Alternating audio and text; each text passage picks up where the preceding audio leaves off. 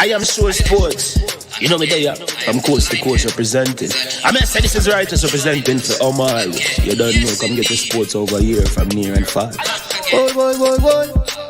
Me say I am sure sports, one thing me sure about. When me say sure, that me not doubt. Come get your sports, get it over here. Come subscribe, repost and share. I am sure sports, one thing me sure about. When me say sure, that me not doubt. Come get your sports, get it over here. Come subscribe, repost and share. If me not sure, that me not say it. Know who score, that me not say it. Never know no game play, that me not say it. If me never see no game, me not know who play. For your sports news, better come over here so. For your soccer news, then come over here so. If you don't love sports, still come over here so. For the day done, you are gonna love over your son.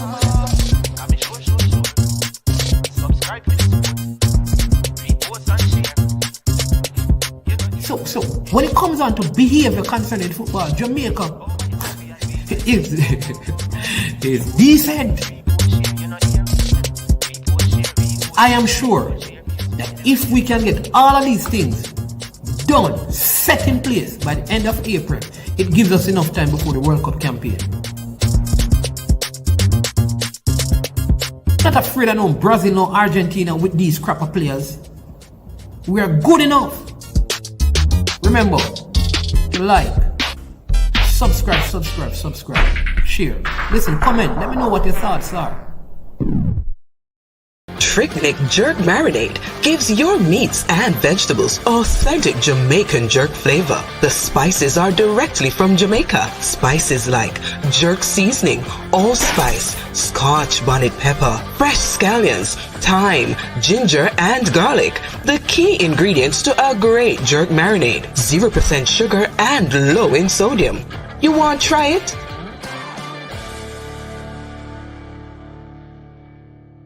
Made up of 18 Jamaican herbs and spices, add delicious, bold flavor to your next grilling experience. Flavoring sauce, a marinade, basting, condiment, or topping. Trick Jerk Barbecue Sauce.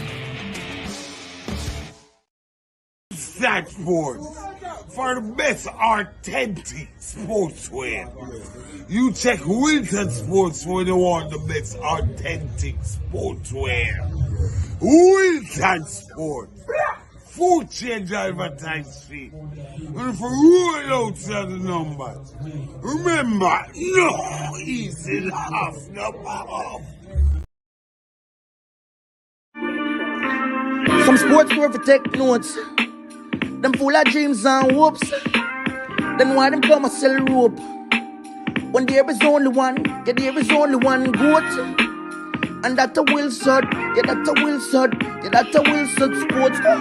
Yeah, ball boots, ball tops, ball shots, string yard, ball socks. Them kind of drip you quick for make your ex call back. Little quickness in my boots and ball out, me want that. My Nike ticky pretty and my Adidas all black.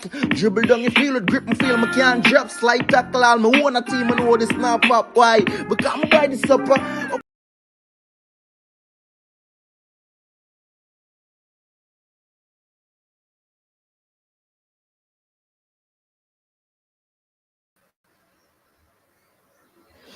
Good morning, and welcome to I Am Sure Sports. I am your host, Maninsman. Hope you're having a fantastic start to your morning.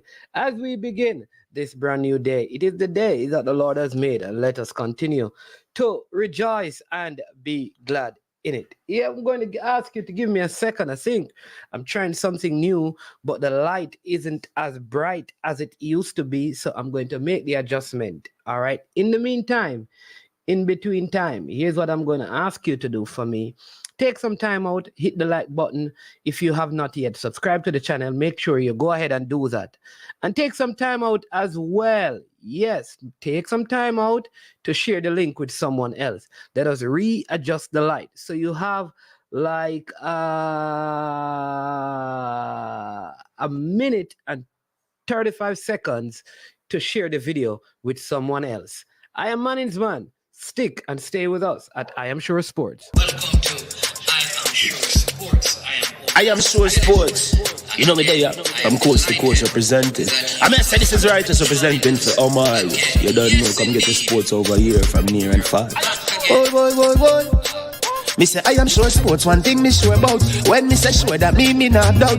Come get your sports, get it over here. Come subscribe, repost and share. I am sure sports, one thing me sure about. When me say sure, that me not doubt. Come get your sports, get it over here. Come subscribe, repost and share. If me not sure, that me not say it. Know who score, that me not say it. Never know the game play, that me not say it. If me never seen a game, me no know who play. For your sports news, better come over here, so. For your soccer news, then come over here, so. If you don't love sports, still come over here, so. For the day done, you are gonna love over here, so.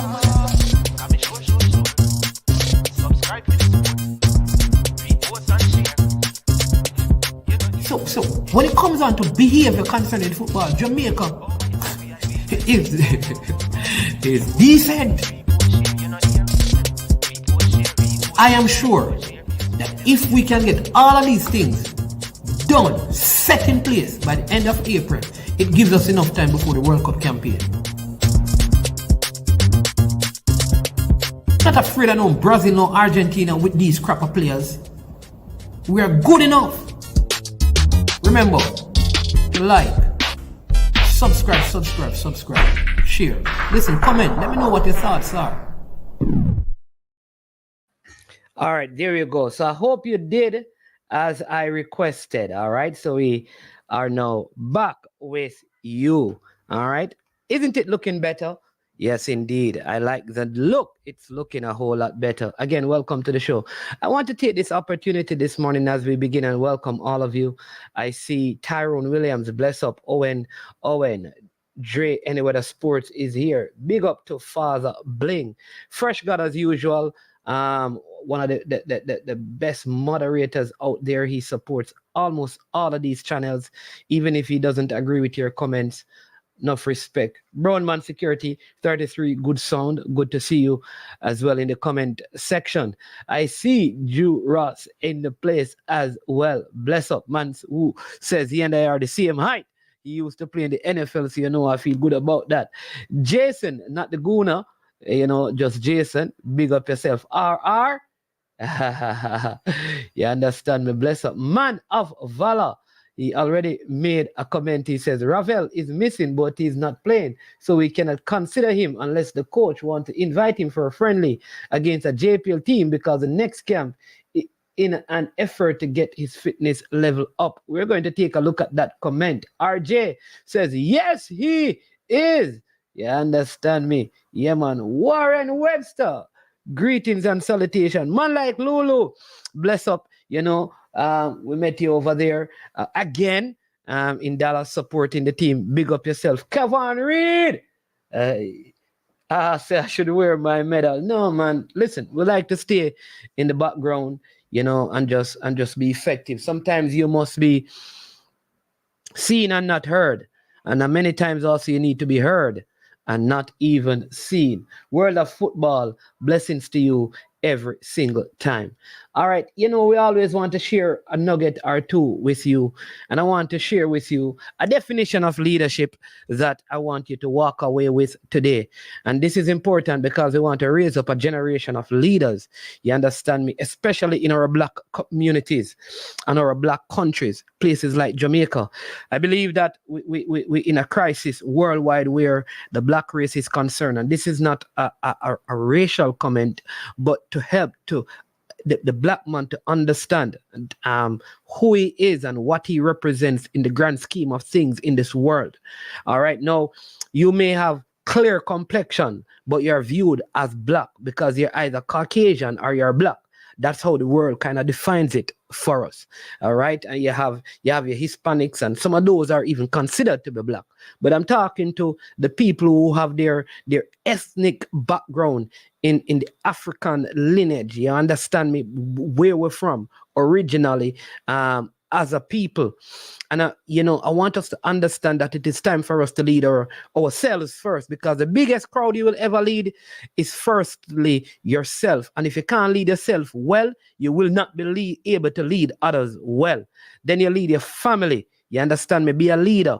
You don't have to be the domestic bully or a master, but you need to be a leader for your kids, a leader for your wife, a leader for your community, and a leader in your country. All right. What is that leadership? Because leadership is the capacity to influence others through inspiration, motivated by a passion, generated by a vision, produced by a conviction, and ignited by a purpose, right?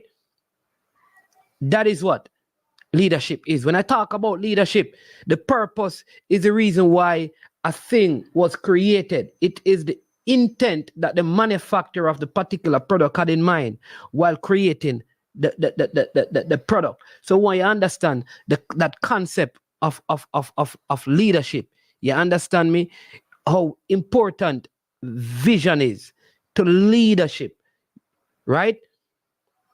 Because vision is having a clear purpose of the future. It is seeing now the possibility of what could be in the future. That does not exist yet. Vision is the capturing of what could become in the future from what exists now. That's what we're talking about. So to be a true leader and one who is effective, you must be able to see a forest beyond every seed you have with you. You must see the potential of what could become, of the purpose you're convicted of. Give us vision, lest we perish. You need passion. You need inspiration as well to show forth this kind of leadership. So I challenge you, wherever you are, to be a leader in that space. All right? Big up Gunners boss. Peso, I'm going to start you out today now. Bless up yourself. I don't know what happened in my absence. You understand me? Bless up yourself. Dukeland, bless up. Christopher Wright. All right? So, I want to get into some of our topic of discussion. And, before I do that, again, people, so last week, Friday, I believe, Cranky did a show. Was it? Yeah. And you all knew, it was Super Friday. And you never showed him a lot of love. Tomorrow is Good Friday. So show some love, man. Show some love to the platform. Good Friday coming up. Start from today, going into Good Friday. Because tomorrow we have a big personality. I'm going to tell you about it. We have a big an athlete coming up on Sunday, Easter Sunday, or probably Easter Monday, who is going to be representing at the Olympics for sure. We're going to have him on the platform. All right. We have Robbie Lai. Robbie Lai is the founder of AFTV. All right. So, yeah. So he's going to be he's going to be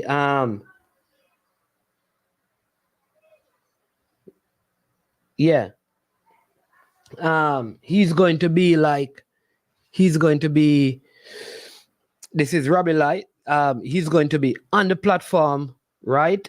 To talk about, just players from England who could represent Jamaica. Now, I was up and about yesterday, so I like to lay foundation and background because, I'm in a very, what I call very sensitive position. But when questions are asked, I put the questions out there. So when a few of my subscribers said they wanted to do like a Vox Pops, I think they call it, right?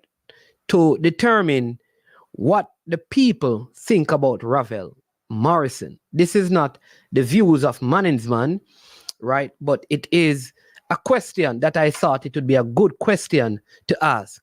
And that is why it is in a question form, right? Because at least 7 persons having returned, they called and I met a couple of them and they said, listen, the team has grown leaps and bounds.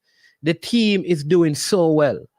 And, there was a heated debate about, who is presently the most creative Jamaican player out there that has played. We're not talking about people who, if they get passport, but in terms of who could play. And the two names that came up in terms of creativity is Ravel Morrison and Tyree McGee. All right. And a lot of, most of the 6 persons, 5 of them felt like Ravel is at the highest level and thing. So one of them is actually a Mount Pleasant fan, you know. One out of the 6 persons is a Mount Pleasant fan. And their thought was that they believe that Peter Gould should reach out to Ravel to get him to come and play for Mount Pleasant because he's not playing any football. And then maybe he would get a look in, right? But is he the person that is needed? That's the question. If not him, then who could be what you call a creative person in the midfield? Here is the next thing though. Given what we have seen, if we have the front players that we have, say Mikel Antonio, Leon Bailey, Demarai Gray, Cephas, and Devante Cole, and Corey Burke, and Shamar Nicholson, right? Kaim Dixon, Dujan Whisper Richards. When you look at that grouping of offensive players that have been playing as of recent, how necessary is the need for a quote-unquote creative player? So I am going to leave it there, and then I'm going to allow you to call in and give your thoughts and your feedback, because that is a question out there. So the person is saying that, man is man, when you go on your channel, you know, make sure you tell Mr. Gould to call the man, you know. You understand, if you go to England and thing. But I don't know if that would make sense, because there's around, with Mount Pleasanters would have 2, probably 8 more games left. Would he be able to even get to the level of fitness to play in a tournament like Copa America? I don't know. But the question is out there. I was asked to come and just ask the people to get their views and their feedback. All right. So it's a question. Again, your views are not necessarily my views. All right. But we have a platform that we allow people to speak. All right. And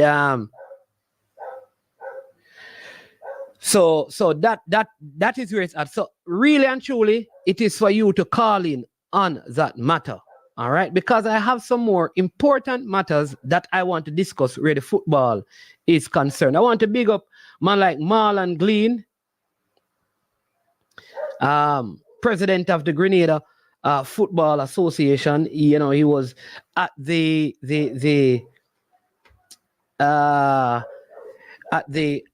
Nations League with us. You understand me? Great things happening over there with Grenada's football.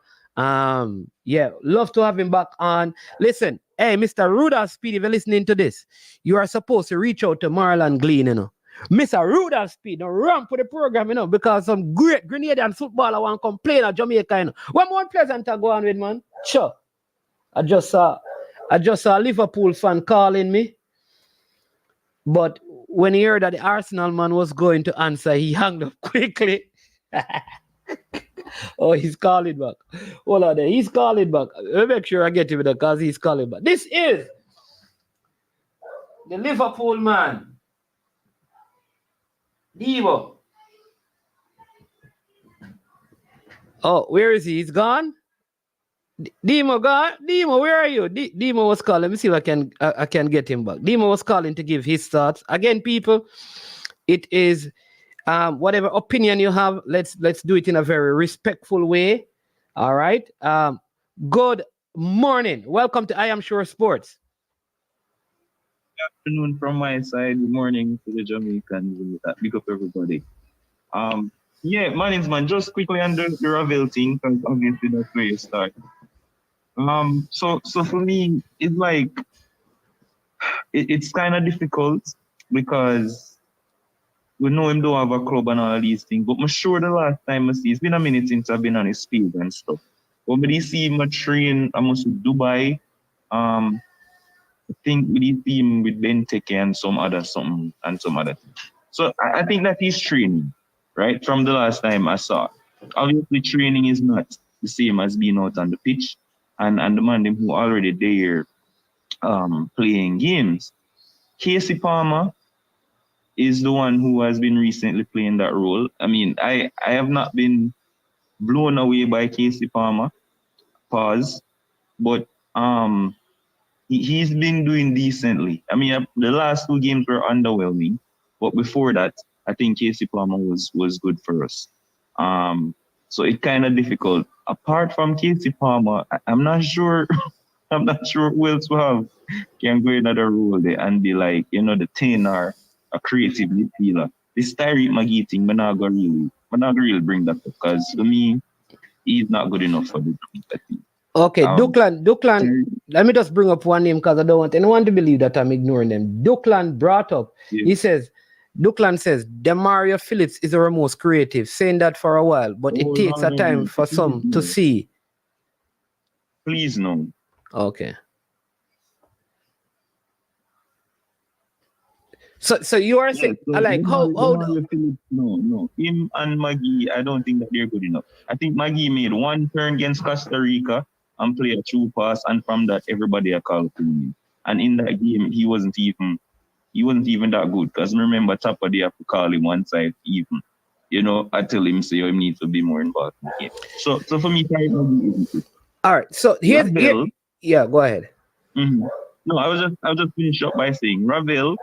He definitely has the talent. Obviously, you can tell the man is a baller. It's just that the last time Mr. Ravel played for Jamaica, I think at the game when he gave the penalty because he was so unfit and he hadn't played for a very long time. That's the last game I remember seeing him. You can correct me if I'm wrong. I think the last time he played was the friendly games in the Trinidad friendlies. He gave one penalty the last time he see. Oh, he playing at the friendlies against Trinidad? Yeah. Did he? Yeah. Oh, well, I not even remember that. Yeah. But for me, obviously, he has the talent. It's just, match fitness would be the thing. Coming to Mount Pleasant, I'm not sure how much that would have helped him. I mean, I guess it's playing and playing at a level. Oh, yeah. Demo, you're right. You're right, Demo. Owen just saying that after the Trinidad game, where he played in the game against Mexico, I think that's where he gave away the penalty. Yeah, man. Yeah. Mexico game. Oh, that came after the Trinidad game. Yeah. So yeah, and it was because it was unfit. You know what I mean? Say a fair play games. And for me, Ravel our best midfielder talent wise, like easily. But if you not play, it's kind of difficult to come and say, oh, Casey Palmer, you have to go, you have to go race or whoever else. I feel like you haven't really given me anything, because you're saying that he's unfit. Playing in the local league here, even if he made that option, would not adequately prepare him for a big tournament like Copa. Oh no! And so we don't have no chance but to stick to Casey. I don't know. I'm not sure. We don't know the answer either. That's the point. We don't know. It's like talent-wise, we don't want to carry him. You know what I mean? I'm think say, like I said, the last time I saw him, he was training, and I'm think probably. I don't know, man. Honestly, I love Ravel in the team because we know him potential and what him can do. But like I said, the last time I see him, it wasn't that great. So we would have probably got 60% in with Casey Palmer and probably somebody else. So if you have Casey, as the person for that role, would it mean then that you have to allow him to probably be more offensive in his play exactly than and then trust that he can do some of those things instead of probably playing a little bit deeper and being so defensive? Could that work? Because remember, when you look at the Copa America group, people don't realize that the Ecuador midfield is a very good midfield, because I think we have Ecuador, is it Venezuela? Yeah, Venezuela. I think I don't have it in front of me, but I think I saw. Yeah, and Mexico in that group. And all three teams are very good midfields. I think where Mexico struggle is is defending and even scoring goals. You saw that against the USA, but in midfield, like Ecuador and Mexico are very competitive. So how do you match it? Do you say, okay, let's put two stronger CD defensive midfilders and then allow case? Yeah, but like I said, mega run, because no other people are coming. But the thing is though, let me just take a sit here. The thing is, oh yes, don't want to be like a Garrett Southgate, where carry Calvin Phillips who now play and them kind of something, you know what I mean, and Harry Maguire. And it's probably unfair to other people just because they carry somebody based on talent and talent-wise. So yeah, mega make the decision. I'm mega probably stick with Casey and tell Ravel say, yo, him need to get a club and play for football. So that's my final decision. All right. No decision, but big up yourself. you better beat City Sunday, no? Oh, we need a draw still. No, me I beat City Sunday, so make sure you beat Brighton, you hear? All right. All right, cool. All right, that was Demo right there. All right, so call in and give your thoughts on this matter. I allow you to share what your thoughts are. I think the thoughts are I can understand how difficult this is for a coach, or maybe you know of someone else who could fill the role that not mentioned. Or again, is this a role that we need given the offensive players we have? You remember there was a time when the Jamaica team had like Winston Anglin and Hector Wright. Hector Wright creativity is similar to KC Palmer, meaning his ability was to play the long passes. It wasn't really to dribble and take on and 4 or 5 players, but he was good. What about young Omari Hutchinson? You understand me? Is there a door for him to come back into this? We have seen Casanova and Delano Splat. Or is it too much to call on these young players? How does having seen what Kirai Anderson did? So it's a lot of options. So let me hear your thoughts. All right. But one of the things also I want to discuss is what is happening to sponsorship. So listen, we haven't left the missing link as in terms of Ravel. That's for you to call in and speak to that situation. All right. So call in, give your thoughts, right? But what is it? The other thing I want to discuss is, while I challenge the fans that the fans should support the team regardless of their perception or their conclusion concerning the federation, they need to support the team. It is the same plea I make to sponsors. Even if you have a issue with the federation, there are ways that your sponsorship could be so accountable that you as a sponsor ensure that Brighton, big up Everalda, Brighton is already beaten. Yeah.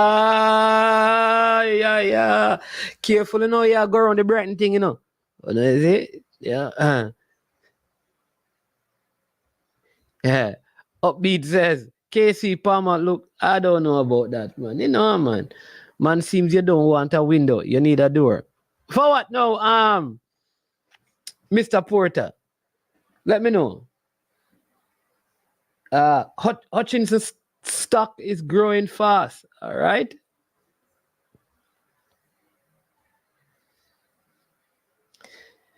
Yeah. So here's the question. It like I said, in the same way I was challenging the supporters, right? The fans of the football. I want to, and this is corporate Jamaica. And I'm going to challenge the JFF. The JFF needs to get someone that begins to tap into the, follow me, tap into the business in the diaspora to also support the football.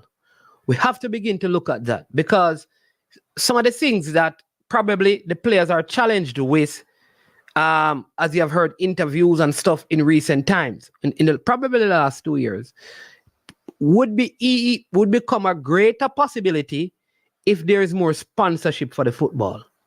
For example, do you know that Jamaica would easily, from this region, qualify for futsal tournaments? Easily.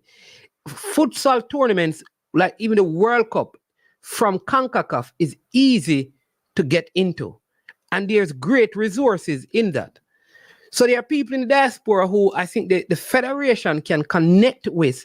And though they may not be able to give monetary donations or sponsorship to the federation, a futsal association would generate income that can benefit the football generally. Because how FIFA is operating is that they are putting monies into these things. Like, it's almost like they're getting startup capital. Beach football is one of those other things. They have this other big footballing thing. It's like, I don't know what the correct name is, if you know the correct name, but it's like table tennis. You know, a lot of teams, like when we were at the Gold Cup, we did it. It's like you have a table tennis board that is kind of slant, a little net over it, and one player on one side. Maybe it's a skills thing, but it is a global tournament that you just juggle. You have 3 touches like volleyball to get the ball over on the other side. Same thing with the person, and you win. You go all the way to the finals. And even those individual prizes for a meal, you're talking about hundreds of thousands of US dollars. I think the federation because that may be a one company sponsoring a player to participate. One company participating. So I think, somebody putting it in. What is it called? Tech ball, you're talking, man. Yeah. It's like you have 1 male, 1 female. It don't matter their age. They participate in this. Your federation immediately get money. You get the boards. So imagine you have these boards, 100 of them right across. Easy setup. And you get the special ball. All of these things are given to the federation, you know. Just a startup, you know, with financial resources.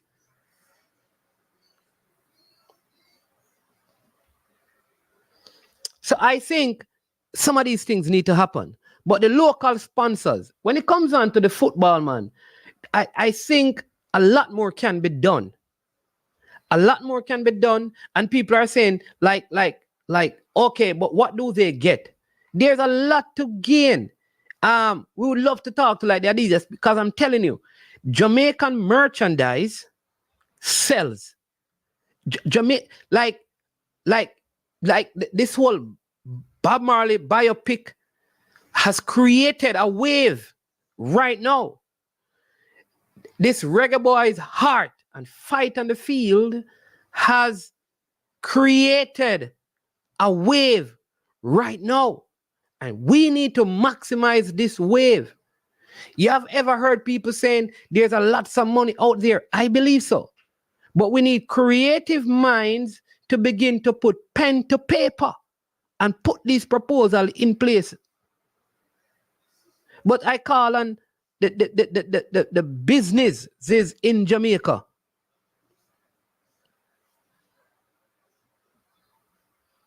It's time to step up to the plate.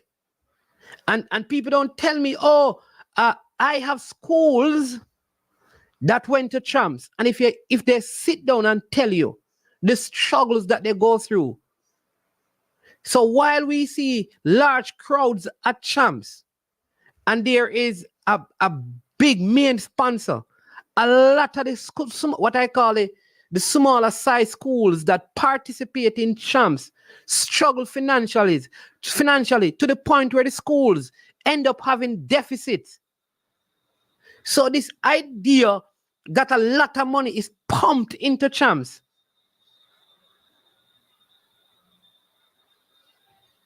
it's a challenge. So this is where now we need to take the football beyond the politics. So I would love Mr. Michael Ricketts to reach out to his friend, Mr. Raymond Anderson. Sit down and say, listen, hey, Raymond, the elections are over. You have been in the football for several years. I know you said you had already this amount of money in the pipeline. Let us sit together for the sake of the football and see how we can get that $350 million that was promised to you to benefit the football. Because if football wins, you win and I win. But both of you can't be enemies. If one man has $350 million available to him and one man is going to start from zero, have a meeting, talk, come together. Some people say that will never happen.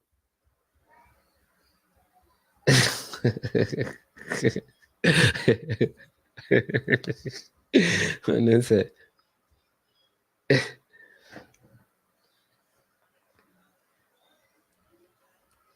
people, like, we cannot become listen, don't let the politics cause us to be tribal. That is the point I want to make. That is the point I want to make. All right? The point I want to make is, and this is what I've always said, at the end of the election, football needs to be the beneficiary. The beneficiary. In other words, is there a way for access to be created for 350 million investment? And it is like Mr. Anderson said, it is going to be given to the parishes to help support female football. Because I don't think Mr. Anderson is going to run in 4 years' time to win. So you can't keep that money. So find a way of getting that money into the football. Because there are processes and policies that could be put in place to ensure that the money is used to do what needs to be done.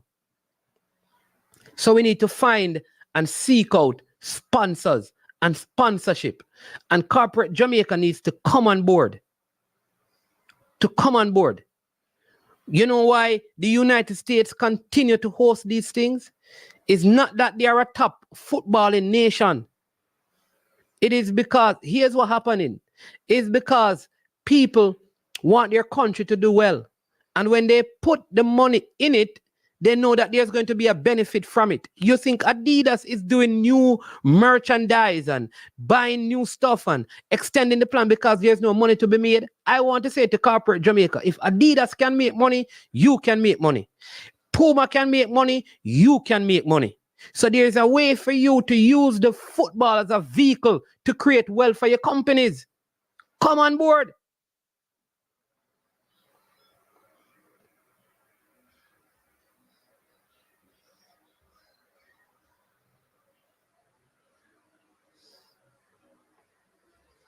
Some people are saying,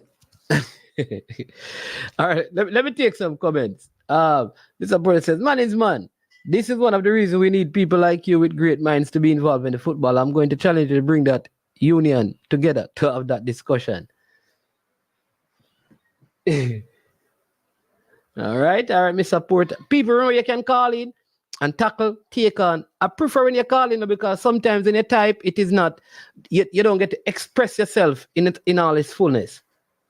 All right, that 350 million is a drop in the bucket of RSA has to offer. There was thinking on how to fully fund the football. Okay, so fine, we need a drop in the bucket. It's a 350 million, it's a drop in the bucket. We need a drop in the bucket. We need a drop in the bucket. I don't care if it is a drop in the bucket or a drop that don't catch the bottom of the bucket. We need it. So Carl Wallace, no matter, money is needed in the football. A team just pulled out of the tier 2 because of financial reasons. Lime Hall in the Premier League is struggling because of financial reasons. So football money, the football need money. And I tell people this all the while and they don't believe me. Give thanks for Mount Pleasant, because if Mount Pleasant is taken up and out and moved away, you'll see the big deficit in St. Anne. Mount Pleasant is not because the local business community support Mount Pleasant. It's because Peter Gould and his leadership manages Mount Pleasant. And they seek a lot of their support outside of Jamaica. That's how that club is maintained. It's very, very difficult. And I say this, kudos must be given to every man, every woman who runs a football club in Jamaica, because it's not a profit-making industry. However, if sponsors start to pour in, I believe we will have better surfaces. I believe we'll have better qualified coaches. I believe we'll have better standard of play. And I believe we'll be able to produce more talent to go outside of Jamaica. That's what I believe. But it takes cash to care. And the powers that be that have the money, they're not reinvesting it. I believe that more sponsorship in the football will solve some of our crime issues. People, you don't realize that even in the JPL, the numbers are dwindling in terms of crowd. Because there's no money. People go to the venues nowadays. The peanut man can't sell no peanut. The soup man go back home with him a cup of soup. In pot of soup.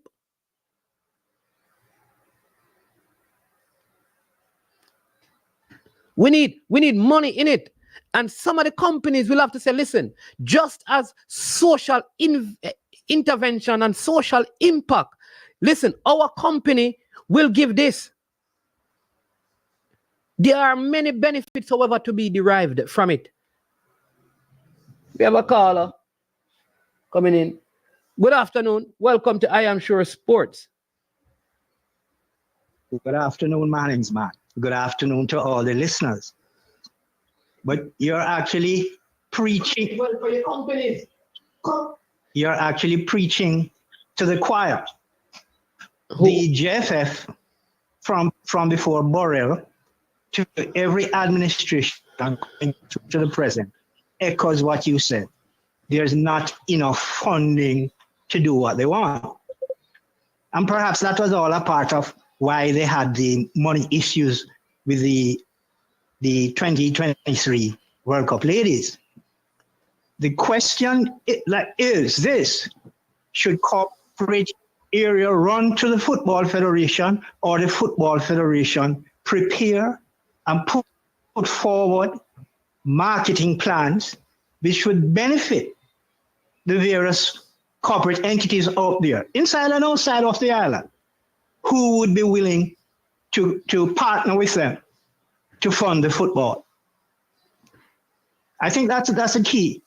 Where are the marketing plans that the JFF has or should have that is so compelling when sold to corporate entities they will buy? One last thing. You mentioned the 350 million being a drop in the bucket. It is a drop in the bucket. No, sir. Hold on one sec. No.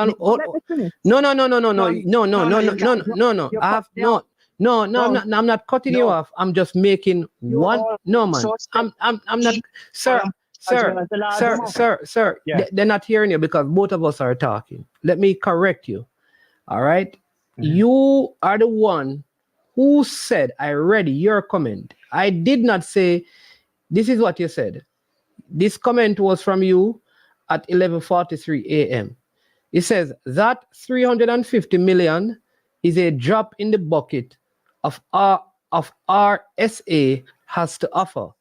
There was thinking on how to fully fund the football. I just wanted to clarify that you said that, not me. Go ahead. Yes, I said that, right? But the 350 million isolated and looking at as a drop in the bucket when what we really want is a total funding of the football. Would you agree you want the total funding of the football? Annually, every year, the funding to cover administrative costs, the daily operations of the JFF, funding to invest in infrastructure, plants and play fields, funding to take care of national team management, funding to take care of development processes, grassroots going straight up. Isn't that what we all want? Yeah, complete fund. Yes, saying, yeah. The JFF has been saying that for years, that they don't have the necessary funds. I heard Mr. Chong and Mr. Speed say that on your program recently, not too far in the past, right? So it's recognized. What is the JFF doing to put forward marketing plans that they can take to these corporate bodies and other NGOs inside and outside of the island that will get buy-in from them? I think that is the big problem. The inefficiencies within the JFF marketing department. The corporate bodies, I think we would not have them just running to the JFF. I think the JFF will have to give them something that entice them to join with the JFF, to work with the JFF. I think that is all right. I'll make my last comment. I was about to make my last comment before you came in. My last comment is this. The JFF has entities right now who willingly put in support funding in small amounts, right? And the JFF, personally, I can say at times, the reception and the way they treat the offers of those small amounts is offhand. It's less than wholesome. And I'm speaking personally. So do you? I'm speaking personally as being involved with the Reggae Boy Supporters Club from 1999 to the present. So you felt like you have felt like your contribution from the Reggae Boy Supporters Club, though it may not have been significant, it wasn't treated with much appreciation. I want to understand, is that what you're saying? I am saying that at times. I'm not saying every single time. So there have been there have been some times when you felt like the small contributions are not given as much highlight, or there's not a lot of gratitude expressed at times for smaller contributions, and that needs to change. Right, but I agree with you if that is the case. No, I agree with you. Go ahead. Sorry, go ahead. Yes, but we are not looking for highlighting. We are looking rather for what the reggae girls would call respectful treatment. If the JFRA, for example, offers $1,000 to do a particular thing or to support a particular effort, we expect that we get a little note saying, "Oh, it's welcome. You do this and you do that and whatnot and so forth." And when the funds come in, a little letter saying, "Received." Okay. So if you send, we don't want any broadcast anywhere or anything. No. All right. All right. So just can I say something, please? You're asking me? Yeah, I'm asking you because I don't want to interrupt you. No, I'm stuck. Yes, go ahead. I have stopped. All right. So a couple of things. One, I totally appreciate the sentiment that if whether it is $10 or $10 million, that one, there must be acknowledgement that the money is received, whether that is privately or publicly. I don't think it matters to me. Also, there must be some expression of gratitude for receiving that. That's just life in general. Whether that's the JFF or J3As, it don't matter. Or me as a person, if someone, it just as a matter of gratitude, I should say as a matter of course. gratitude, good business practice, gratitude, courtesy, common courtesy, whatever word we want to use to define it. Someone hits the like button, it's a reason to say thank you. Someone subscribe, a reason to say thank you. And when you begin to ignore those things, I can get the sentiment that how people feel. That should not be tolerated or facilitated. All right? However, in light of that, I don't think people should refuse to help because they are not shown that level of, like, for someone to say, you know, today man never said thank you, you know, to the subscribers, so I'm going to unsubscribe. I don't believe that we should repay acts of triviality with reactions of triviality. In other words, if I expect the man who I give $10 to say thank you and he didn't, and tomorrow he's in need, it's also a part of me to continue supporting that if it is something I believe in. But I do understand your sentiments. So that's one. Secondly, I understand and I do believe that the JFF needs to put together a proposal for the total funding of football. However, they can also put together a proposal for specific departments within the football. That's two things. And the onus is on the federation through its marketing department to go and seek out companies to bring in those funding. All right? However, when I speak of corporate Jamaica, I'm speaking about the social responsibility that every Jamaican citizen have or should take on, right, for the social transformation of Jamaica. And if I run a company and I am a $1 million company, I can give back $1,000 to social change. That social change can be football. It may not be. All I'm saying is that one of the ways to bring forth social changes in a community, a country like Jamaica, is through football, through corner leagues, through six-a-side competitions, through the primary schools, through the basic schools, through the youth clubs. So I am saying outside of the federation, there is a social responsibility that a citizen, especially those who are doing business, could look at and give towards the vehicle called football, which is a means of social transformation.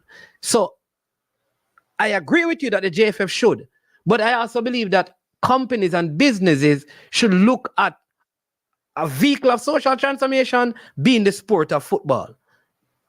That's all I'm saying. Let me ask you, I agree with the general sentiments, but let me ask you a question. If I have my business and I wrote you a letter and said, you know, I would like to help you financially, how would you respond to me? Listen, I would respond to you saying, listen, we are very grateful for your offer. Let us sit and meet to see how best we can maximize what you have, and we can show you. We can show you some of the areas that we believe that your finances could be used to transform either the sport or the community or something. But we have a meeting, because to say you'd love to help financially, it is very vague, because listen, a person could call the JFF and say, listen, you know, I want to come on board and help you. And you say, yeah, man. And they say, listen, all right, I want you to and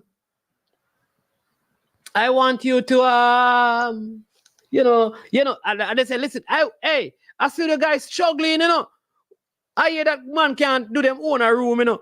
And you understand me? I can pay for the rooms, man. And they say, all right, good. All right, and them say, all right, you know, one room is $1,000 a night, you know, US, you know.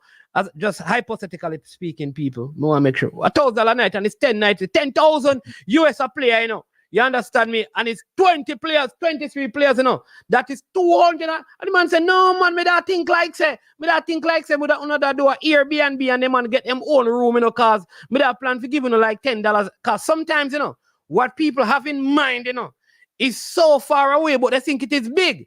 So a lot of times a man think him have $1 million Jamaican dollars to pump it or something, you know. But when him hear the value of the thing in the US, him realize his $1 million, like I said, is a drop in the bucket. So dialogue and conversation needs to take place. But hold on, Mr. Wallace, because Mills, I have to answer this. Listen, do not give to people because you want them to be grateful.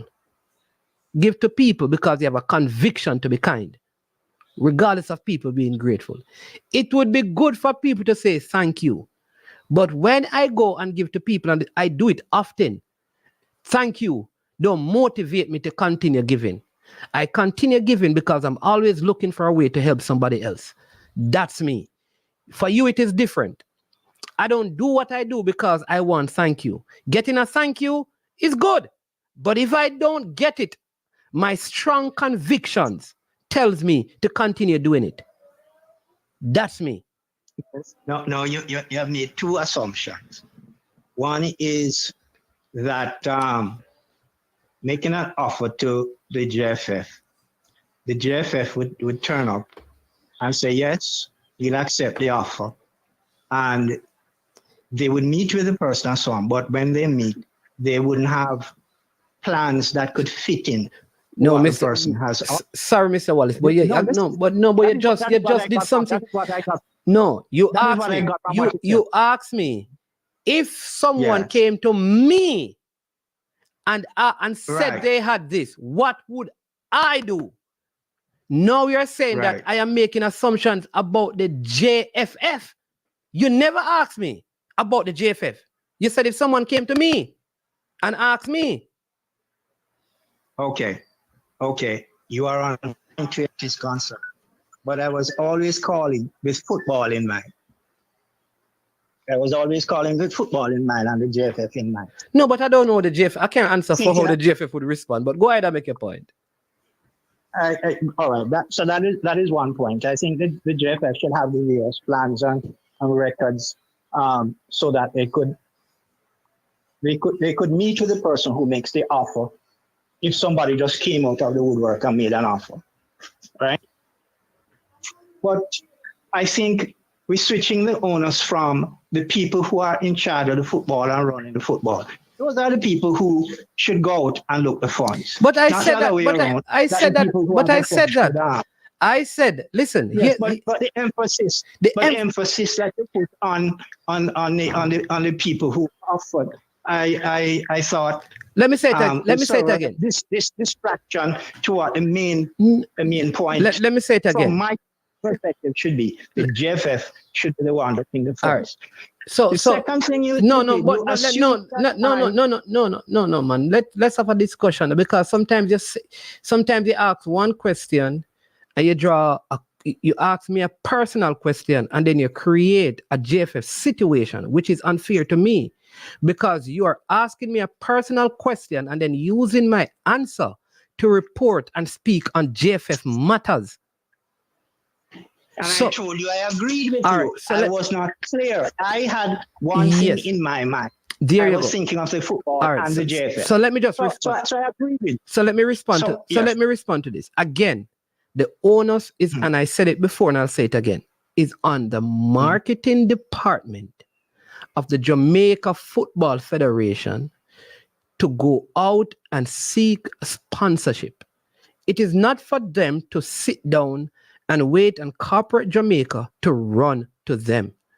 The matter of them responding with expressions of gratitude is very important and necessary. So let me set that straight.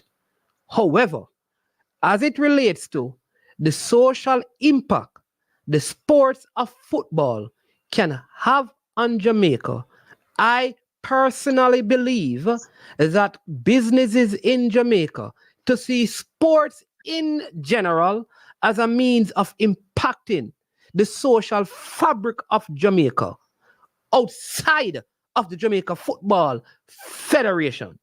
Because I'm a football lover, I am saying sport. The track and field man will say track and field. That's what I am saying. Those are my 2 points. Your turn. Okay. Yeah. I have 2 points. I have only worked in 3 main areas in Jamaica. With the Ministry of Education as a school teacher and on the staff of Micro College for some time. I have also worked with one of our largest corporate entities, Grace Kennedy, and I've always worked in a family business. All of those entities supported sports in Jamaica. All of them recognized that what you had just said. They believe in it. It's a part of their being, right? They need to be approached by the JFF to get as much as they can offer to the football, right? I will only point to 2 things in terms of the JFF being offhand where support is given. I look at the JFF dubbed grassroots program. It's taken wholesale from FIFA and CONCACAF. Jamaica is a unique place. And as the JFF said, funding is scarce. You cannot have the number of children we have in our educational institution and adults in our education institutions, and the JFF does not exploit to the fullest what they offer in terms of physical space, classrooms and fields, and in terms of human capital, teachers, specifically teachers of physical education. The JFF cannot keep telling us that it makes no sense relying on the schools to assist, because elsewhere in the world, the best players come out of academies. The JFF cannot keep saying subliminally that training the physical education teachers with best practices to impart to the students at the earliest ages is a waste of time. Okay, so Because when they say, all right. when they So say hold on. So you said that the JFF.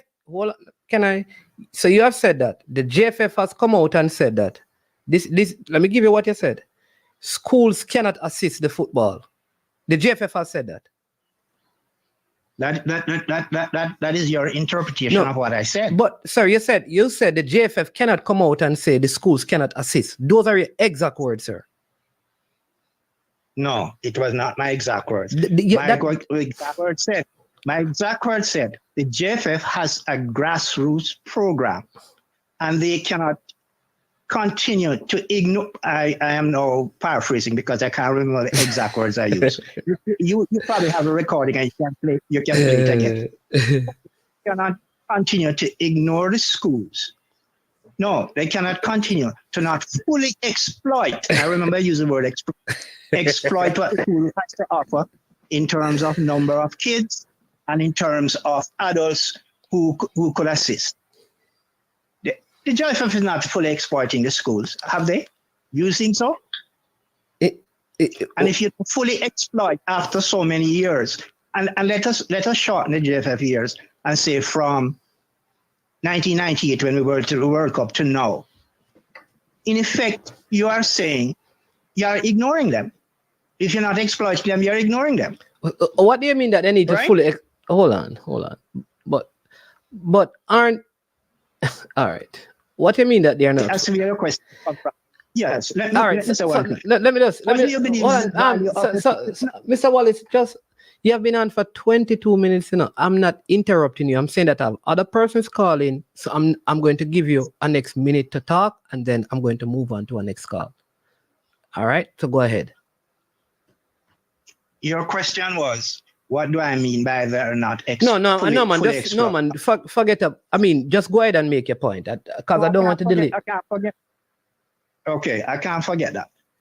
Just think the value of the number of play fees that the educational institutions have, the number of students that they have as captive souls to impart knowledge to, and the colleges and other persons who teach in physical education departments, what they could do to assist, and put a monetary value on it, and tell me if you think the JFF is fully exploiting that. Thank you very much.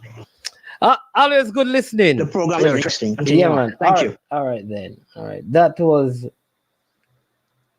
Carl Wallace, not to be mixed up with Kyle Wallace, father and son.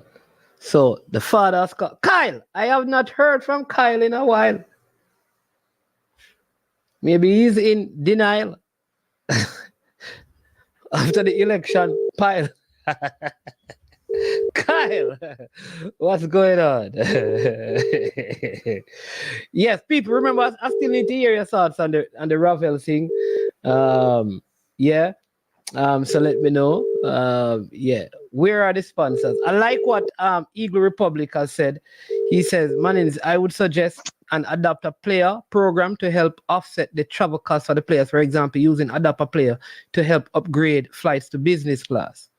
I can say since June, I know that I think when we traveled from Grenada to Trinidad, because it's just one of those small engine planes, everyone was in the same thing because of the plane. But what I know is that on the trips that have been, like even the Gold Cup, we have our private jet to move around, is that the players have had business class. And I think probably a couple of occasions, some had premium economy. But most players, I know, from what I know, and the times that I've been involved in the process. But before that, I can't speak to. But I think this is a good suggestion. Adapt a player, help to move it to business class where it is not. All right. Welcome, Soji. Good to hear your voice, man. Been a while, man. Are you fully recovered now? Yeah, man. Fully, 100%, 100. What I'm saying to you, I see you make some very good point. I said Jamaican football need 5 more person like you with those ideas. I think what the JFF should have you doing now, and I would tell Mr. Speed that to help them with the marketing, because you just said something, and when the gentleman said it's a drop in the bucket, but it's a start, and you make it the right way you're looking at it. Because if they can get that 300 million that he and Mr. where the guy name around against him? Raymond Anderson. Raymond Anderson come together and sit down and get those. Don't matter about it, it's better to have that 300 and something million more than don't have any. At all, yeah. More than don't have any. So this is what I say. That's the wrong attitude where that person come in with. When he say that is just job bucket, that is a very big start. Because at least you're starting somewhere. And I think football needs someone like you with these ideas, bright ideas, fresh ideas, and how to go and seek the marketing. Because but Soji, hold on, Soji. You know, adapt a player. Because you know a big you have business overseas, you have business at Jamaica. But you know, I have too much things I deal with now. What 21? Yeah. No. Because I come and decide to know I come. And so what you see, man, is man. What I'm saying, I was talking to some guys there and I was telling them how good it is to Jamaican football. I was telling them how good it is to Jamaican football. I said the man him say, you is from Westmoreland. And what I see you do, you could just do for Westmoreland and Santana alone. And you don't do that. You do it for all over Jamaica. I see you going around schools. A lot of persons don't know that. And you know, football gears to schools where you could just say, you know what, Mannings and the primary school where you go to, those are where you're going to support. But no, you're going around the highland and doing things, and people must observe these things. People must come and jump on board and help and sponsor you that we can continue the work. I was telling some guys about you the other day, and I will keep on saying it. Yeah. And I think, as I said, anytime Mr. Speed come and say Mr. Speed, I think the role when you should upgrade management, let he go and do the marketing because he know how to approach people. Because it seems like you guys don't. Who is there do not know how to approach the person them. I'm wondering if So there's this someone is- who watches the channel. You just had a brilliant idea, So because maybe there's a person who is here who did marketing, majored in marketing in university, and maybe they can probably just probably send a what you call a application. A CV. Yeah, application and reach out. Because maybe there is an opportunity for somebody to work in that department now that the elections are over. Yeah. Because I think it is a needed position for real. Yeah, you need somebody to go out there and look at marketing because it don't make sense to have, you said, a president. The president, that's not him. You have person out there, employ a person to go out there and do marketing and will come in on board. Yeah. So these type of things they must look into. And just don't sit down and make people saying this is a new board. It is a new board. But I have to also manage my level of responsibility, soldier, because remember that I don't work I don't have a full-time job with the GFF, I just help on assignments. So it's because I have other responsibility that makes. So I think for a role like this, they would need somebody full-time. While I may be able to help and probably give some advice, they need somebody full-time. I at this time of my life, I cannot commit to like full-time 9 to 5. Okay. In that. Okay. You understand me? No, but if they make you a good offer, man, if they make you a good offer, and said, here what happened? Man, we're gonna give you $5 per week.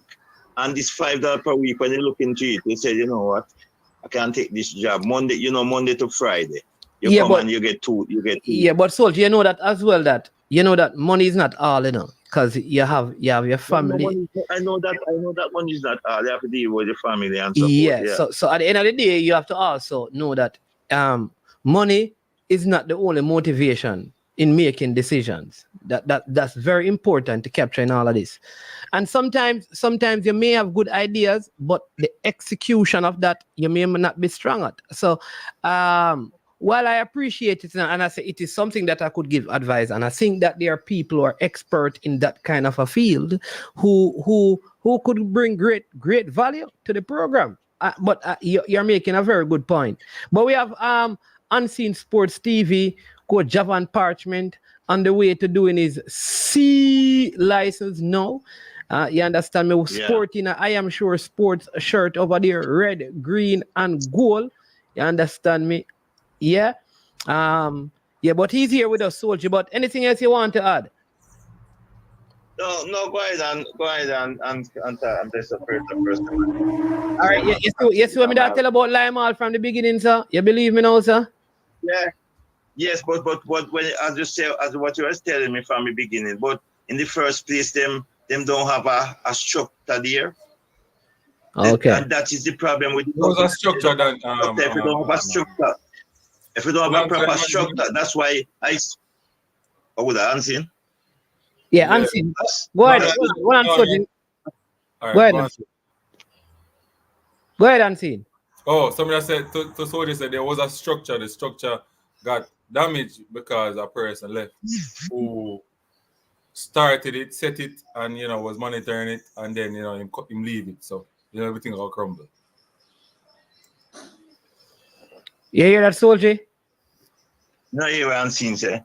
He said that there was a structure that was in place, but the person who set it up, started the structure, left, and then the structure crumbled. Well, I was going to Jamaica management, and when I look, I see me. Mr. Nam. Yeah, man. I know Mr. Nam. Island area. Right, yeah. Right. I said to him, I said, wait, why not? Why not can these men ask to come to you ask for a sponsor for the team? You know what the man said? They ask for sponsor for 2, and that's not the way. If you want a person to help the sponsor to you, just want to sponsor 2 ball. That you know. Repeat that. If they come and ask for help for 2 ball to sponsor 2 ball, they never come and come with written a paper and proper letter. Come to the man and have a meeting and sit with him and talk, and then he could say, okay, I can do this, I can do that. You come and ask for a sponsor for me and Mannings, man. Use the president, then Yancy. You just ask for me and Mannings, man. Those type of man, you know, go and just ask for those things. If you go and look in sponsor and look in help, and but you know, Mannings, man, everything where you tell me see how your team go, and just like how you say it, that happened. No discipline, because no discipline, nothing at all.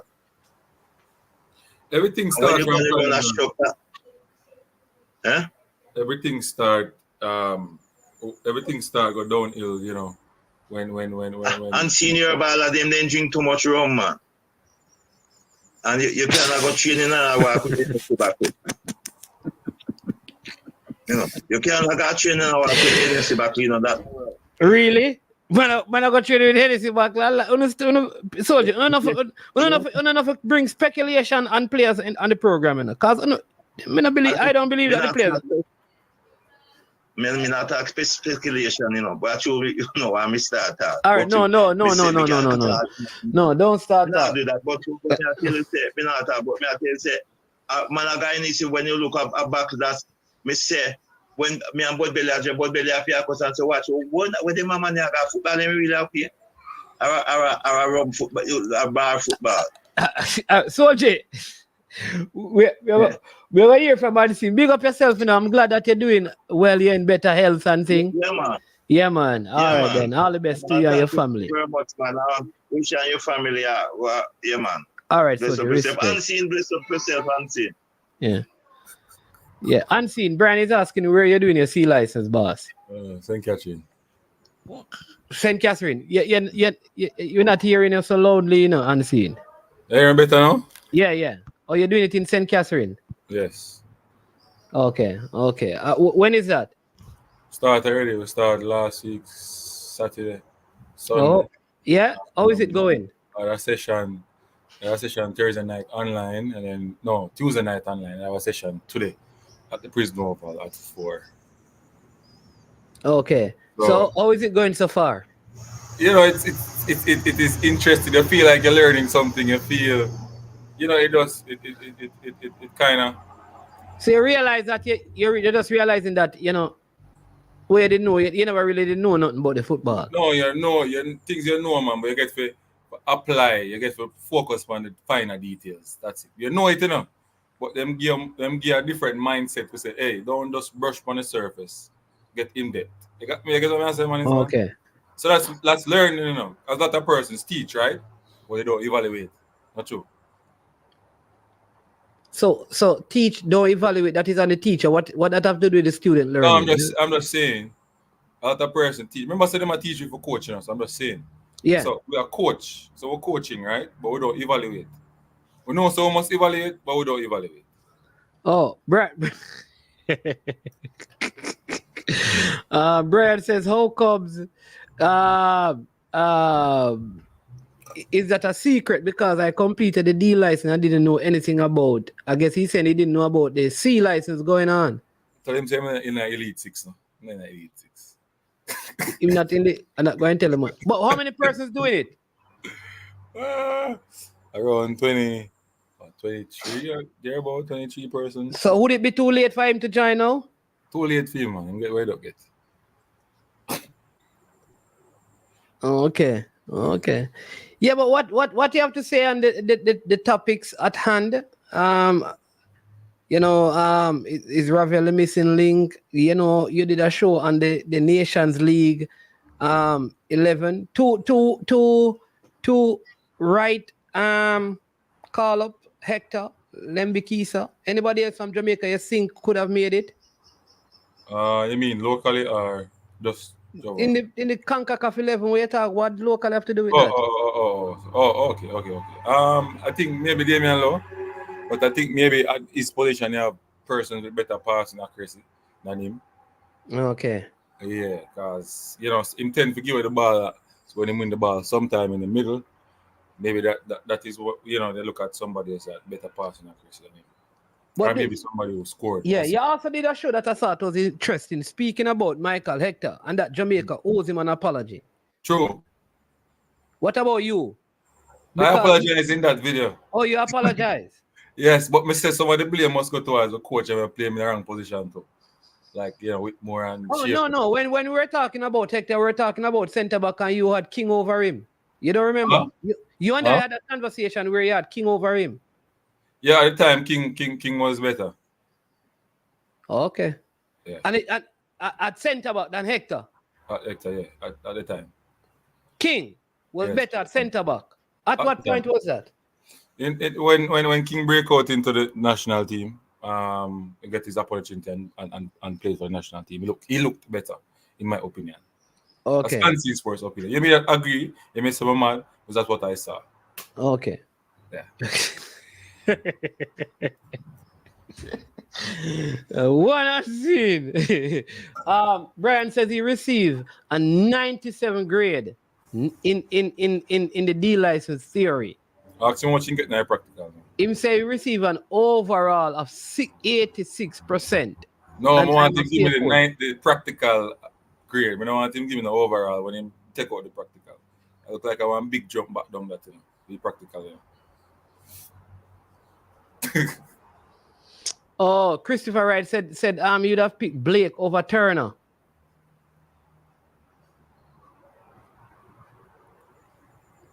You see my man is man. So him get 97 in the theory. Now him drop we are 86 to the practical. So if you average it out now for the application now for him session now, he maybe look like him get maybe 160 something. What was your overall grade? Huh? My overall grade? Don't tell me I have to calculate it, just tell me. I don't remember. What was your overall grade in the theory? I don't remember. It's a few months fresh enough, so I don't remember it. I remember a long time with my own.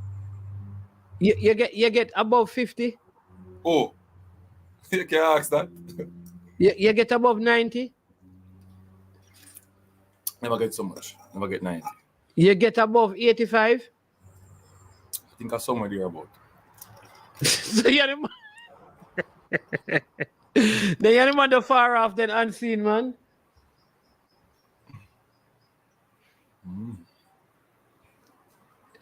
Brian study all night, man. Brother, Brian I beat book all night, man. Beat the book.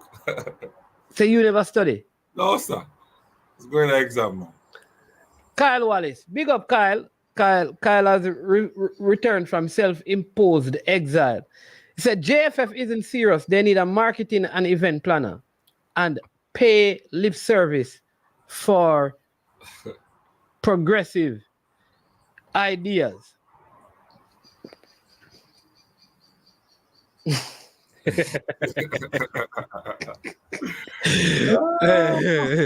What DV Group says, then if they give glasses with the license management, because I think Odyssey needs some. All right, I'll give me one a few one, man. Kyle, big up Teddy Lee Gray return. This is Teddy Lee Gray. Return from politics. I don't know where he was, but this is the return. Oh my God. Yeah, this is a good one. Greg Lee should be in the championship 11. He scored and had a clean sheet. Robinson did nothing of such. Greg Lee is a next good one because I thought he played in both games. He played well. Like I said, he scored a goal. Could have had an assist in that game as well, Yeah. But I think Hector was the one who made the pass to Lembikisa. Good goal. Both of them are deserving. I know in the first half of that game against the USA, Christian Pulisic, I would say Lembikisa had him in his pocket in that first half. He kind of had a little bit more room in the second half. But, good play. Yeah.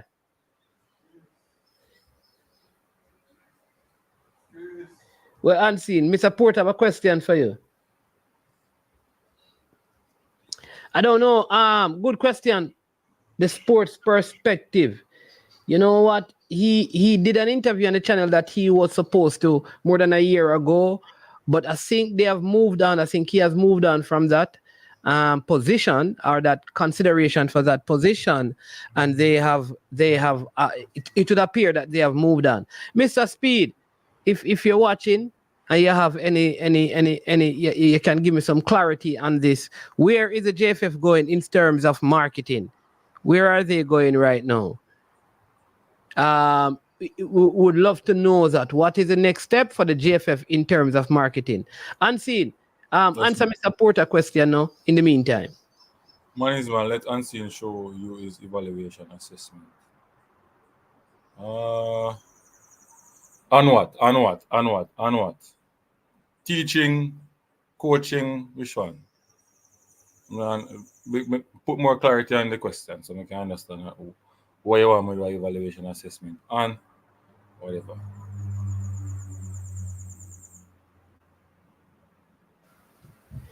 Yeah. Okay, so that is your unseen.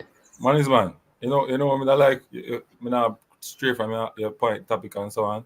I mean, I like if you do because I want to hear your perspective on it too as well. Learning, coach art, learning, doing the badges in Jamaica, and do your badges in the CONCACAF or in Europe. Is there a bad reason to do your badges in Jamaica, or a bad reason to do it overseas, or a good reason? Understand? So number one, you have to do the badges in Jamaica. You can't go Europe. No, you have people who are saying that people must lift up and go overseas and do badges in Jamaica. Because, because the man then we are teaching, no we nothing. All right, so here's what. You can't just go to Europe and do a badge like that. True. Are you a professional player or you have other coaching pedigree? How does Unseen just go to Europe and do? That's not how it works. Yeah, when I educate them. Huh? When I educate, you understand? You understand me? So sometimes I do agree that you need to have some sort of coaching development outside of Jamaica. There are coaches in Jamaica who have done that. Everton Tomlinson, he studied overseas. Wendell Downswell studies overseas. Patrick Graham studied overseas. Even Lamar Morgan did studies overseas. Donovan Duke did studies overseas. So a lot of the coaches in Jamaica, they have been overseas. And done courses and stuff. I think it is good. I think it is a good thing to have that. But when you don't have it, you have to learn where you are. You have to bloom where you're planted, my boss. A man can't tell you, Andrew Edwards, a man can't tell you that you need to go overseas. And when you don't even have a visa, brother, you have to bloom where you're planted. You can't wait until you get planted in Europe to start learning. Start learning. Because what you learn here, it may not be able to get you qualified to coach a national team, but it will better prepare you if you talk to a youth who is 6 and 7 years old. The issue I have with Jamaican coaches is that once them get them license here, they want coaching at the Premier League. And I believe that go and go coach some local. That is where we're having the issue. We're not having our best coaches coaching at the lowest level. That is where the fix needs to take place. But man, the issue is the difference between Europe, I think, is that even if you have an A license, you don't have a grassroots coaching license. You can't coach at the grassroots, you know. If you have an A license in Europe, right, and you want to coach at the grassroots level, you have to go do a grassroots course. So them set it up. No. All right, so Unseen. Yeah? All right. Here's how it works, right? It's not like you cannot. What happens is that there are certain parts of the coaching. For example, to coach females, there are certain things that you must become aware of, like in the States. Right. So while you have, so it is, you can coach there, but there may be additional requirements. Right. Yeah. No, but them what I try to say, man, is them separated. So you have coaches who at the highest level want to coach at the grassroots, can coach there. If you want to coach, you can do that course different. You don't have to jump. You don't have to do the grassroots course. You want to go to the elite, you can do that course. I don't understand. I don't understand. I want to tell them thing and see. Huh? I want to tell them thing here. Somebody where do C and B license in England. You're UEFA B and C license. So you say that Jose Mourinho couldn't coach kids. I don't understand. No, I'm not saying he can't coach kids, you know. Must say you can choose which one you want to do. That's what he's saying. Yeah, but then in Jamaica you can do it. You can choose to be a goalkeeper coach. No, man. In Jamaica you have to move from D license to go right up if you want to go. Or you stop. So you're saying that in Europe, if you just want to coach kids, you just do a grassroots license. Right. So in Jamaica, to coach the kids at the school, you not just go do if you have all the level 2, you can coach there. I mean, I understand. Right. You know different. Right. You know different. It's different. It's not. You have to do that to go up to A in Jamaica, unseen. That may I get to you know. No, unseen. Here's what I'm saying to you. You can coach, right? So there's an entry level. The entry level allows you to coach grassroots in Jamaica, which is a D. Yes. You have a D license, you can coach grassroots. Right. C license. Okay. Go on, C license. No. D license. Mm-hmm. So that means every single person in Jamaica can coach at entry level once you do the D license. Right. Okay? You don't have to do the C. You don't have to do the B. You don't have to do the A. Right. So but if you want to coach in the Premier League, you have to continue to the same thing. So I say, when you're the overseas now, if you don't want to do the D license, you don't have to do it. You can just go to C, go right up. No. But overseas, the entry level, that's what I'm saying to you. The entry level is different. The entry level is not the D. So in this, there are specific things for girls that you have to do. In Jamaica, for example, a man who have an A can do stuff and say, okay, I want to be a goalkeeper coach, but you go through the same B thing. But you can do goalkeeper specific stuff elsewhere, and that allows you to be a goalkeeper coach.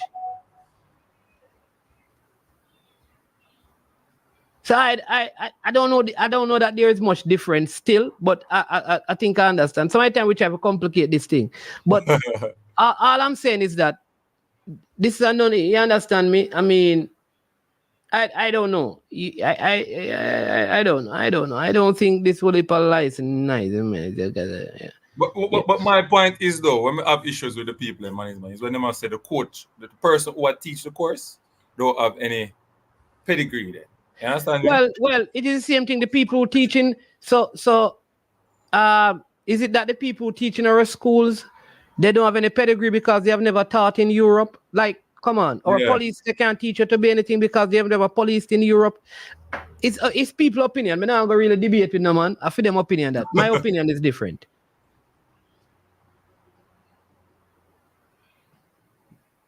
Right, my opinion is different. So I'm not going. And then the issue, they want to say the course. Listen to Unseen. Me now have a coaching program. Me I talk about CONCACAF 11 sponsorship. You say Mannings man, I don't want to go away from your topic. You go down. Ravel are the missing link, Mannings man. Ravel are the missing link. Why? Why not KC Palmer? KC Palmer. Yeah, no. Mannings man. No. Who is it? Who is this? Man of steel, almost a man of badness. Yo, go on, brother. Unseen, big up. Big up yourself. Yeah, this is people. Man of badness. What go on? Them don't have no what you call it? Them don't have no goalkeeper coaching course in Jamaica. So you have to have like a coaching certificate, and then you have to find a next means, like probably online or in some other country, to get some training there. But usually in Jamaica, just a man who used to keep all coach goalkeepers. Okay. So let me ask you, how come you didn't know about the coaching thing? I don't know. It seems like it was a well-kept secret. You're not in the illicit six, bro. You are in the illicit six? No. You know what the word illicit mean? I'm beside it. Where you call illicit six? Our money's man. Nobody go down that road. You know, go money chat, brother. No matter what it is. Nobody go down that road. But anyways, When they come on the secret language. I did. Yeah, man. I did the deal I said doing, but I was just joking in the comments though. I don't have any interest of doing any more coaching courses. Okay. But you're saying that the grassroots in Jamaica covers even business house. Yeah, because them refer to grassroots football as any level of football that don't fall in the professional FIFA hierarchy. Okay. Professional. Yeah. So beach football is not grassroots because it's in the FIFA hierarchy. I don't. It would be hierarchy. It'll be not. You're not getting paid for it. Huh? Yo, I'm seeing nobody with that, brother. Man get paid for play business. So what you talk about, brother? Yo, I the one me say man is man. It not fall under the some. It not fall under the FIFA hierarchy. Yeah, that's what them tell. Who tell that? Like, business house. Who tell that? And them football there would that be considered grassroots? So when you say grassroots, and not just kids, because people think that when you say grassroots, it's like under 10 and under 9 or under 15 or whatever. But yeah. And I saw them tell me about show me so remember everything. I make it stay for now. Brian, you have been a part of a club management system in Jamaica. What is the disconnect with people sponsoring, the football? I think it's twofold. I think based on my experience, I think sometimes as clubs we don't make the product as enticing as it should be for sponsors. And I think there's a little bit of the sponsors are not too keen on investing in football at a local level.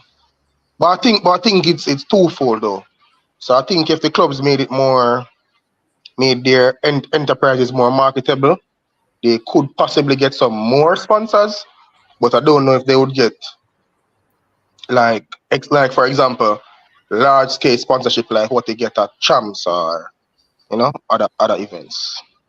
Oh, okay. And the truth be told is, man, is one. When you look at it, I don't think it's a sporting in general, because even though Champs is widely sponsored, I think if you look on track and field in terms of development meets and stuff, they're not vastly sponsored either. Yeah, listen, I hear people call the domestic schoolboy cricket competition was just completed. I think are close to with the Excelsior. I think Excelsior. No, man, it's finished. Excelsior won. They won this morning. They won this morning. All right, Excelsior. With our, I think David Doar is his name. Yeah. All right. Big players played in. These guys played for West Indies U team. I mean, I think they play for Jamaica. Yeah. A lot of these are things I hear school complaining, just like with the basketball and the volleyball. People don't even know about those things. So the truth is, I'm just saying generally, I think socially more can be done by some of the entities in the country. That's all I'm saying. While the different associations and federations have an important role of creating marketing policies and documents to reach out to these sponsors, I think sports needs to be a vehicle used by a lot of the business entities to the transformation of the social fabric of the nation. That's my point. And I don't think enough interest and investment is being made in sport in Jamaica to the point where it begin to, like I said, deal with the issue of crime. Yeah, I think more investment probably goes to probably entertainment or stuff like that. Yeah, and people are saying that, boy, when a man put on a party, he probably can get back way more money, which is probably true. But I think if the right money is in football, it can turn over good profits.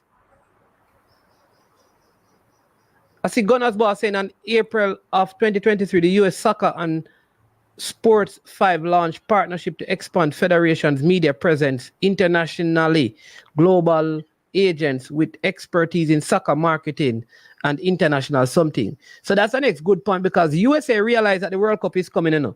So they are putting together an elaborate marketing. You see that from 2023 April. Marketing department globally. And I think this is where now even probably, well, I don't know. I feel like even I don't know. I just think like we're missing out. We like right now there is a wave that is not being maximized.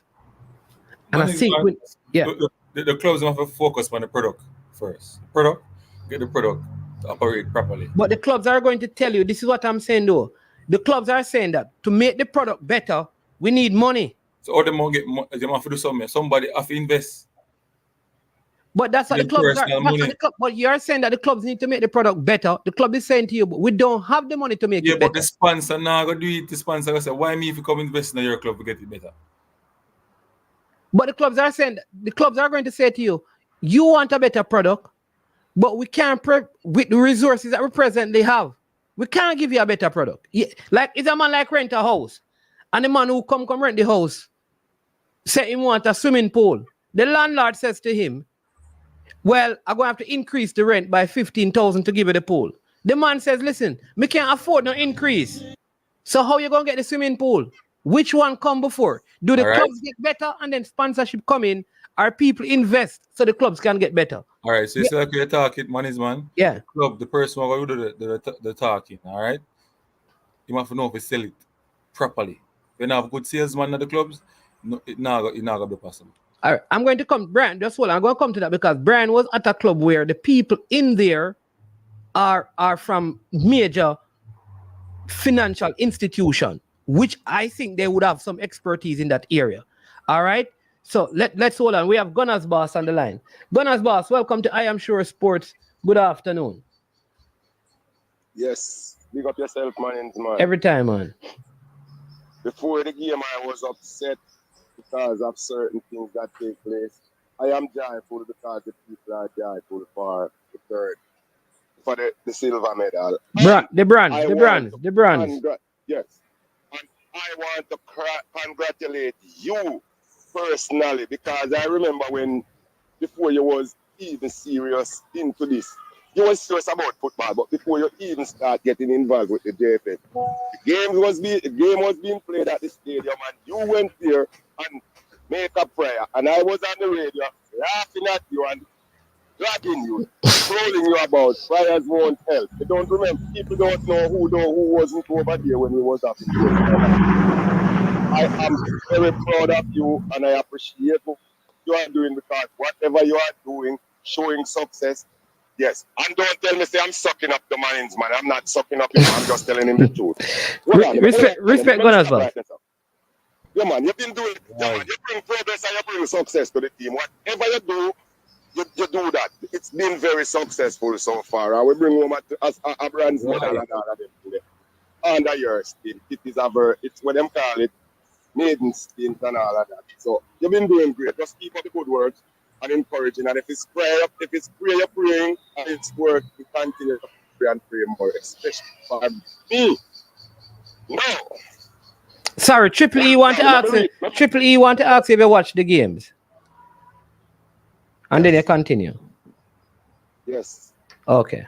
You can continue. And I was hanging out with Cranky and all the YouTubers who was doing that because I think it's more beneficial to me hanging out with YouTube more than going on these huge platforms sometimes. So yes, awesome. I'm all over the place supporting everybody right now. No personal feelings. Me and Ryan squash with it. Of respect to him, he's doing a great job of struggling youth like me to come from the gutter. So I love when youth to come from the gutter with anything and I make it and I try and make it. You got yourself Ryan and let's see. My name's man. Yes, sir. Let me read this comment here. Let me read this comment here from the comment section. Me not even can see who write it. But this comment said, Unseen did very badly in that test, and that's why he does not want to disclose his results. One of you stop this Unseen. Big up yourself, Unseen. You're not transparent, Unseen where I see you. But because I read where people have played I comment. Yeah, man, man. It was a jar, man. The whole thing. Cranky coaches. Keep it. Yeah, man. Keep it lively. And I said it on my thing, listen, people don't understand the impact of a lot of the fans who end up coming to the game, came to the game through YouTube platforms. Sports down the middle with T-Got, Unseen Sports, the 876 with Kerry and Ryan Coach LFC, Lambert. Ryan LFC, Gunner, Military Kuna, Yeah. Coach Prophecy. Everybody play a I'm talking about I'm talking about the ones who are actually at the game. I'm not talking about all big up all the platform, every platform. But I'm talking about those who are actually at the game.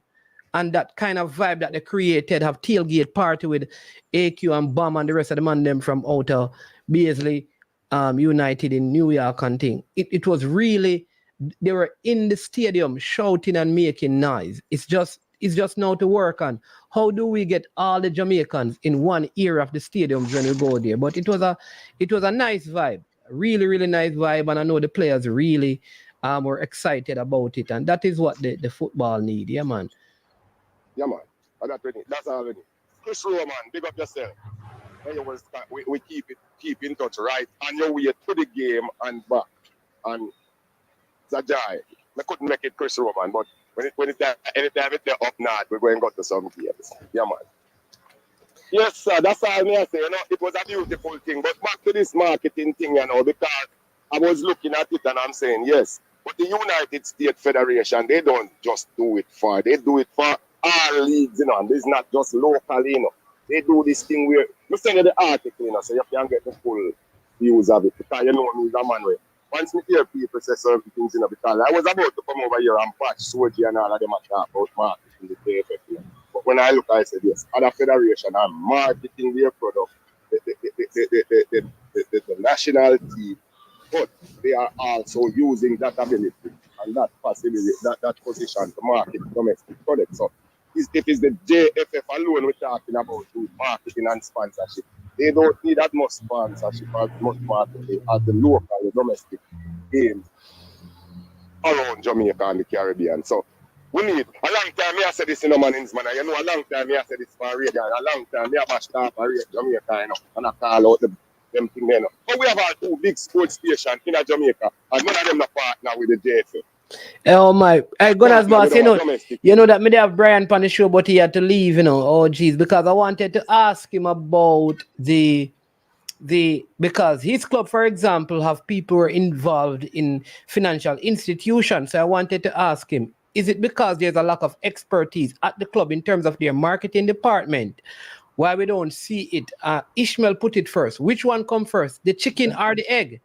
The chicken or the egg? Because people are saying that the product need to improve, but the product cannot improve with money. And so the companies are saying that when you improve, we give you money. The clubs are saying when we get the money, we can improve. So which one goes first? Money's man. Yeah, that was one of the reasons why I call. Who this? Anthony, you want to say something before we start again? Yeah, I'm going to ask Money's man if the club have marketing department. Okay. All clubs have marketing department, or they may have a marketing person. Okay. Every club in the Premier League have a marketing person. The knowledge base of that person and his or her expertise in the area is an argument that we can have. But the clubs in Jamaica have that. It's just like I said. Are you saying then that if the club put together the right proposal, though the product is not good, people will invest? Because that's not what I'm understanding. I am understanding, like you are saying, that the products need to get better. And when the product gets better, money will be pumped into the product. That's what I'm saying. My point is unseen. It takes money to make the product better. You can't be my tenant and say, listen, you want AC in the rooms, and you want a jacuzzi in your master bedroom. And the landlord is going to say to you, listen, all right, fine. I'm going to increase the rent by 100,000 next month, and then give me 6 months after that, and I will make those things. You're going to say to me, no. When you put in those things, I will come in and give you money. I say, no, man, me not have the money for do it. So when you start paying me more money, me can do it. Which one comes first? So Gunners boss, which one comes first for you?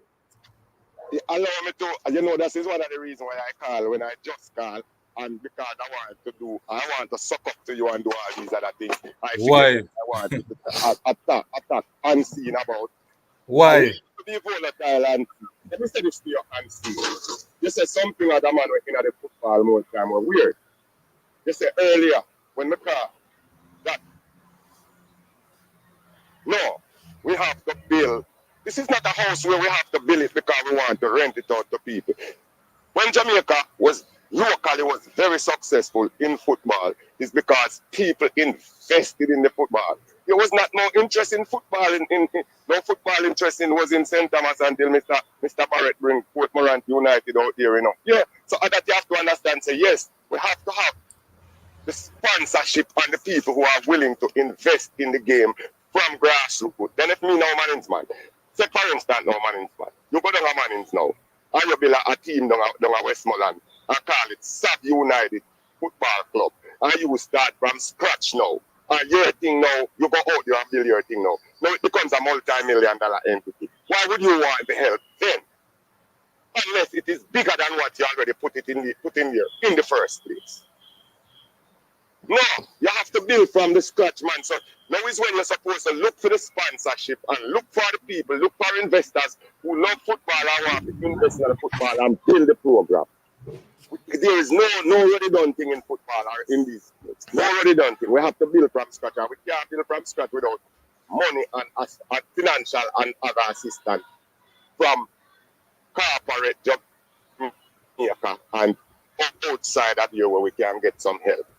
Like the people them over Qatar and Saudi Arabia where buy sports, we can try. All right, we're gonna let Unseen respond. DV Group says, I think there are too many clubs trying to compete for the limited sponsorship funds available on the island. Two club owners and shareholders fail to invest their own funds into their clubs to begin. All right. And Rob Smith says they need to become more professional about areas that don't cost money. Chris Wayne says same thing happened to Champsy. Look like him did want more money. All right. Chris Lennox says the product or service comes first. All right. Anthony then says, I think investment comes first, then everything will fall into place. So varying views. Big up AQ Yard #Yard Army Supporters Club. All right. So Unseen, what do you have to say about what Gunners boss just said? All right. So the other day I was watching a platform and Chris Williams came on and they were talking about the sponsorship. They get money to give the clubs and so on. So he's saying that the sponsors give money based on when they can give it based on the time period. And clubs were crying out about payment of players and so on. A lot of clubs couldn't pay the players in a particular time because in that period of time, the sponsors not going to send them the money on that time. So they'll get the money maybe at the end of the season. So I listen to him and I say, I understand why the clubs them are ball. You understand they're supposed to go out and get the necessary sponsorship. Gunners boss, we're having a lot of noise in the background. Get the sponsorship.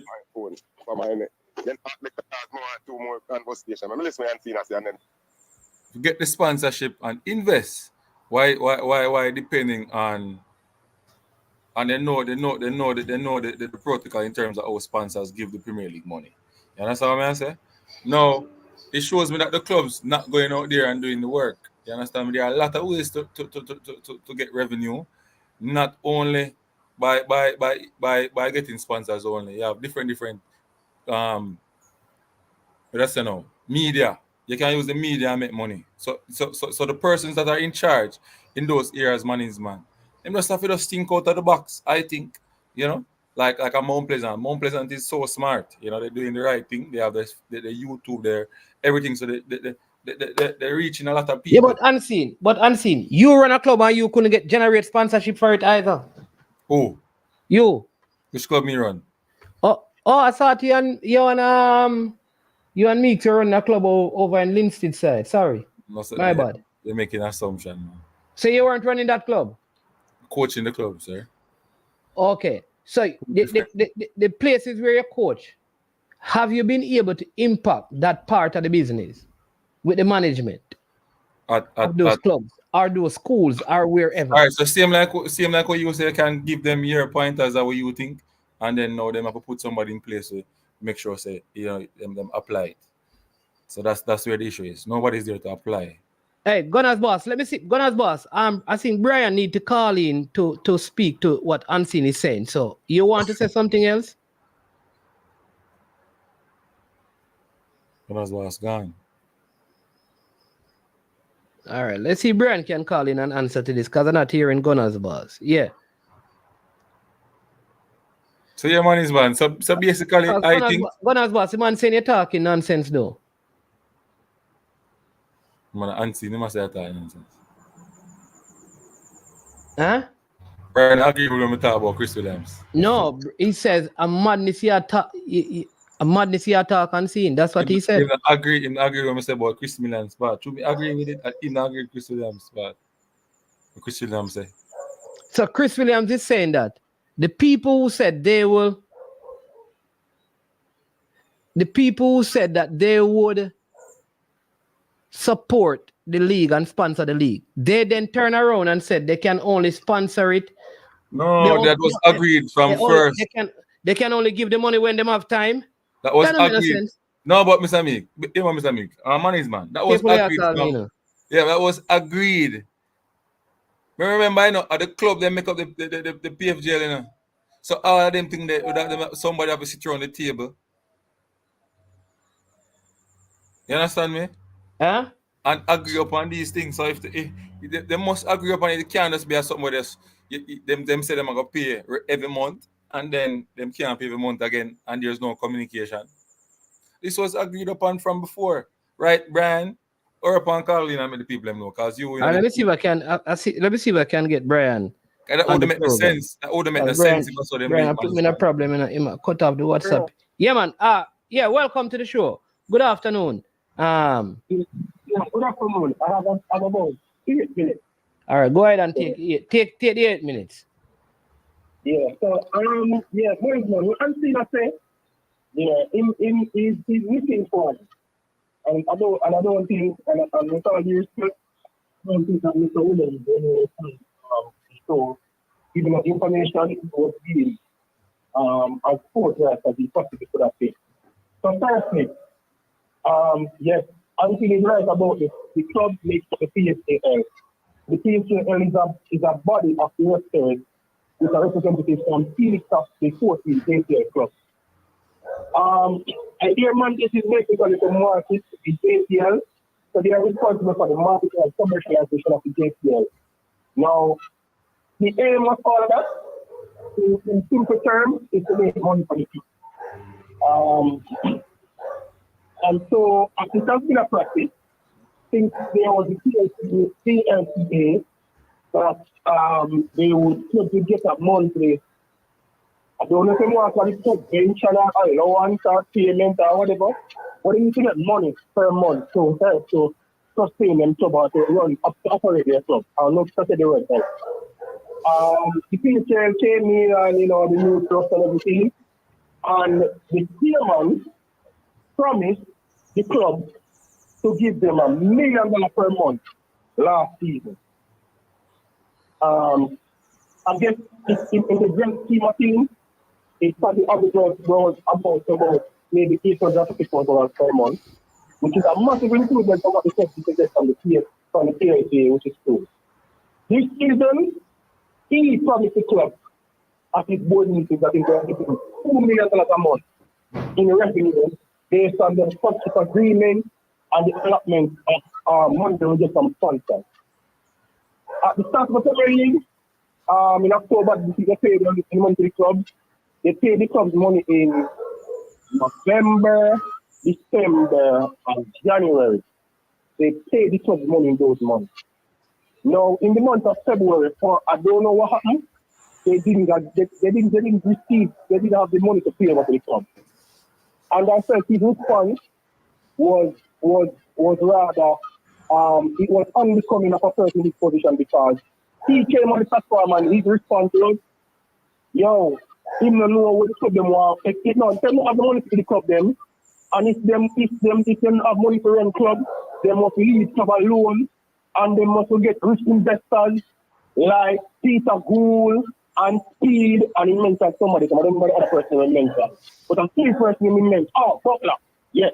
In matter yo, the clubs they must get rich investors like Speed and Butler and Peter Gould to run them clubs. And thing, and him start telling them about Butler having a first class and he travel go Europe. Oh, it's only for one only for thing, and he have the money to get club. And if he not have it, then he can't give them. And it's not the way they can approach the situation. No, brother. So you cannot be giving the club money. Remember, you promised them $2 million in the instead of the system. And he give them $1 million in November, December, January. And when February comes, you don't give them no money. And when them ask about it, that is his response. That cannot be a response. And even although he was saying that he's not responsible to give the club money, they have promised to give the club money in March. They promised to pay the club money in March. You know what I'm saying? Yeah. Now, one of the ways in which clubs can make money is by marketing and jersey. The PHL go out and go sign sponsorship deals with various companies to the front of the club them jersey. So if you management of a club in the league and you have a company named Management and Friends, and in a year, if you come to the league and you management of a company in Management and Friends, and you come to me and say, yo, I want to give a $20 million to sponsor your club, and I want to be at the front of your jersey. It's kind of happen. It's kind of happen. Because the PHL already give the front of the jersey to somebody else. Sponsor. Yes. And they are sponsors in those, and I can tell you for a fact, sponsors have paid money. So at first they sold it as if each sponsor was paying $10 million. And I put it to you that there are sponsors out there in the current Premier League now who is not sponsoring the PHL $10 million. And they are on jersey. Okay. So you could get a sponsor to pay you more money for the front of your jersey. Yes. Okay, but the PFJL as it is structured now, they take the front of the jersey, and that money should be part of the money that clubs benefit from every month. But they have not gotten any. Oh, that's not for real. Honest, man, there was a team in the Premier League, you know, who was threatening to not turn up for a game because they don't have the money to pay them players, you know, brother. I'm telling you, bro, and I'm not saying that Chris Williams, the whole idea of what he wants to achieve, is not ideal. In an ideal world, yes, that would be perfect. But some of the clubs, listen, let me say this, right? Mobile United have rich investors, you know, so I don't know if that number is accurate. Mobile United is not short on money. Honest man, I'm agreeing with you, but what I'm saying is, honest man, just look at it. In the last couple of seasons, all the teams that come from the JPL, they go back on the next season. Yeah, but yeah, true, you know. Yeah. But you know what, though, Brian? I don't think Treasure Beach went back down because of financial resources. No, money. No, I'm not going to tell you that. What I'm saying to you. No, but you're right. You're making a good point. But let me just help you, right? Chapelton did not go down because of lack of financial resources. No, that's not the point I was going to make. Okay. What I'm saying to you. You see, the football needs financing. Yes, it does need financing. You and I agree on that.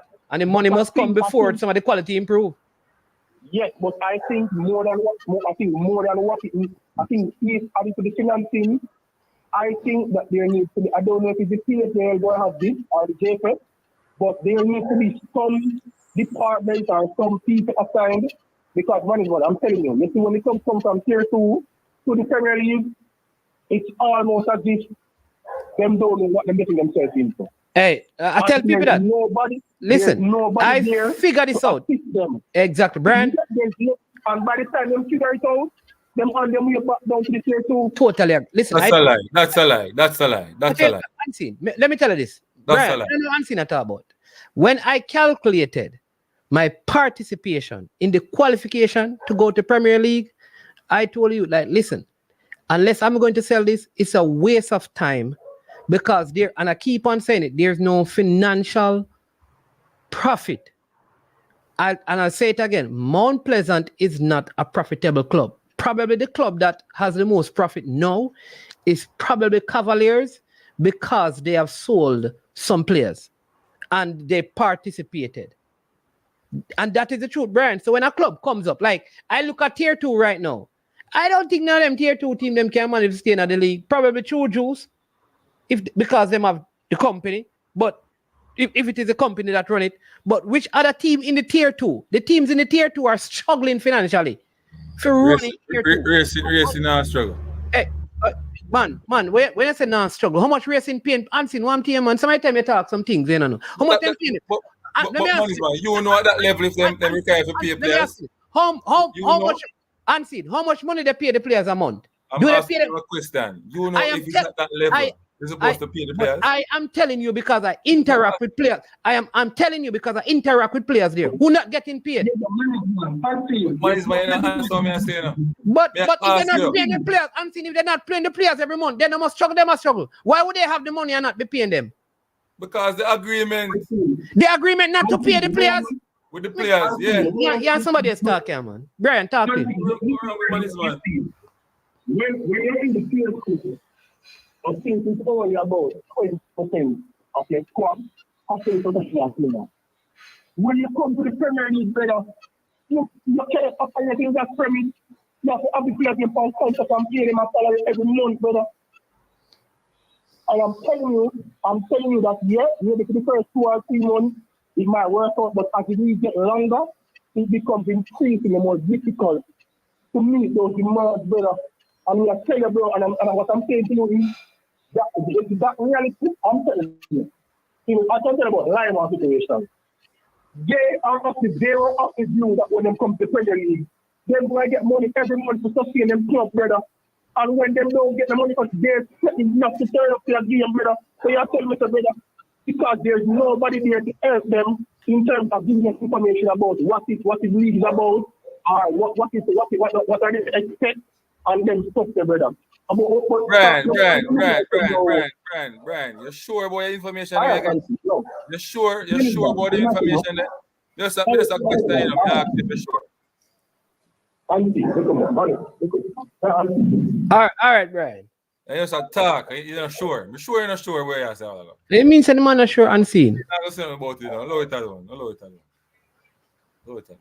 Anyways, we have CC. Yes, CC. Welcome to the show. Good afternoon. Hey, people, Mr. CC and New Kingston, you know. I walk over one parking lot. And it's a TC man shot here. Well, the man them look tall on screen, you know, when they meet them, they shot. Got them have it stuff on down. When in the semester, all I know, Man's man a semester, right? And in that of a Man's man, see me, Man's man, they have to look up in the sky, you know. In the sky? So which one are we shot? No, man, when you see me, I look up in the sky, Lord jeez, me I say me never know, see I saw the man shot. No, but Man's man, me I 5'10", you know, so I guess more, me 5'10". So me know. Yeah. So, when you have on your shoes. And when you take off your shoes, you have 5'8", can you wear some shoes with some big heel? Anyway, CC, what say you? Go ahead. Yeah, but there, man, you know, me just jump in even at the conversation on that talk, and in terms of sustainability in the league when it comes down to even clubs and them thing there. So my thing is this, right? And I think some of the clubs them. So based just an observation, I feel like some of the clubs them are operating like a welfare thing, or probably for example, if a club owns a business, if somebody the people who own a club own a business and the business is located in a certain area, then you will find that they spend money in and around that club as to protect their business interests. If you understand what I say, management, if you're operating in an area that is known to be more likely volatile, but then you're spending on a football club in that area, there's less likely certain crime or certain things like you're spending in order to protect your business interests. So the man now go extort your company, the man now go just come take up your equipment and them thing there, because guess what? And then man a response for the club around this area. But if that were the case, then shouldn't Spanish Town have one of the richest clubs in football in Jamaica then? Richest club? Yeah, because I'll tell you why. Because in Spanish Town, we have heard about the extortion of the major gangs that operate over there. So if it is that, clubs have to be paying, our owners have to be paying, putting money into the clubs in the community for the reason that you stated. Shouldn't Spanish Town then be like any club in Spanish Town have like the biggest, any club like probably in the center of St. James have that? Shouldn't a team in Westmoreland have that? The three areas with the highest level of crime, well, let me give you them. Central Kingston is one. There's no team down there in the Premier League or in Tier 2. We now have Westmoreland that is struggling financially. There's the team in the center, if you look at De La Vega or DB Baselvac or Rivoli, those teams are not known. Right. So who own these teams, man? The people who own the team, do they have business interest in that specific area that the team operates? So who own what team that has business interest? Because Arnett Garden, who own Arnett Garden? The people who own Arnett Garden have no business interest in Arnett Garden. May I ask you, say, that's what I'm saying to you. The people who own Waterhouse have no business interest if you're going to ownership. So which part, hold on, so which part where the people who own Waterhouse, which part of the company? Who own Waterhouse? Who is the owner of Waterhouse? No, who is, but I'm telling you, the people who own Waterhouse don't have any business in Waterhouse. The people who are affiliated with Waterhouse, where is the company located? But I am saying to you, it's the same thing for the teams in Spanish Town. The people who are, what I'm saying is that, the example that you're using to create the scenario in other areas, it is worse, and the fear of extortion is not causing them to put money in the football. That is the point I am making, you know. All right, all I'm saying is this, man. Yes, I'm saying to you that if I have an orange factory and I sponsor football in the community, the people who deal with the extortion and thing, not necessarily extort the man with the orange factory, because the man in the orange factory responds for that club here. Because of me responds for that club here, I have players at the club, and I'm employing people at the club basically. So the orange factory, me might not get extorted, and everybody else around me I get extorted. That's all I'm saying. I don't agree with that. Get what I say. Me not agree. Like, listen, I can go to True Juice. Let's use True Juice. All right? True Juice was not being extorted before them start playing in this competition. They have been in it for a long time. And here's the thing. There is no proof that if they were being extorted, the oranges were being affected or the orange plants were being affected. There is no proof. So you can't, we're making I'm just something, man. I'm just something. I am saying to you that I have been in situations. I've been in situations where Kingston. But I said I've been in situations where you have company who have land where the company have to give the company basically have to like me see like me don't want to say me personally, but I say I've heard of situation where the company have to just say, you know what, we're gonna make the man them farm up the land here and use it in order to protect them the company's assets. Yeah, all right. We're talking about football, and we're talking about the Premier League clubs in the football. Lime, the people who run Lime, some of the people who are part of the Lime, they have businesses. They don't. What I'm saying to you, it is not no extortion or protection. Treasure Beach, it is not extortion nor protection. Mount Pleasant is not extortion nor protection. What are everybody man? Let me call the names. Harborview is not extortion or protection. Mobile United is not extortion nor protection. Cavaliers is not extortion nor protection. Portmore United is not extortion nor protection. Veer is not extortion nor protection. Right, Humble Lion is not extortion nor protection. You see, because me now, you see, it's just like one time people tell people say, oh, you have like road work go on and certain things happen. You see, because I don't want to talk about it because you can't just come out and say certain things. and physical proof and all of them things, I'll just leave it right there. Move on to a different thing. I'll leave that way. Isn't it? But man, we are go to some things and we feel like the problem is basically the marketing part of the club. Yeah, not having somebody who can sell the package to the business places. Yeah, so them can get the funds in. And the two parties can benefit out of the product of football in Jamaica. I just think that's where the problem is. And then the product now in Jamaica, it don't give you no interest because you as a businessman, CC, you own the coffee industry in Jamaica. So CC own the coffee industry in Jamaica, right? So they're close to Lima. Now, when him comes up now and him drive around the road, him see the Lima man, them are somebody from the club, drinking or smoking or something like that. No good for the brand. You get what I say, man? No training now take place. When you go to a training session, see proper structure in a training session, all them things, and it just not look good. Different people are come around, your man just can walk on the field, players, people But what I'm saying though, unseen, isn't that probably specific to a club? In other words, are you saying that players are not supposed to drink? No.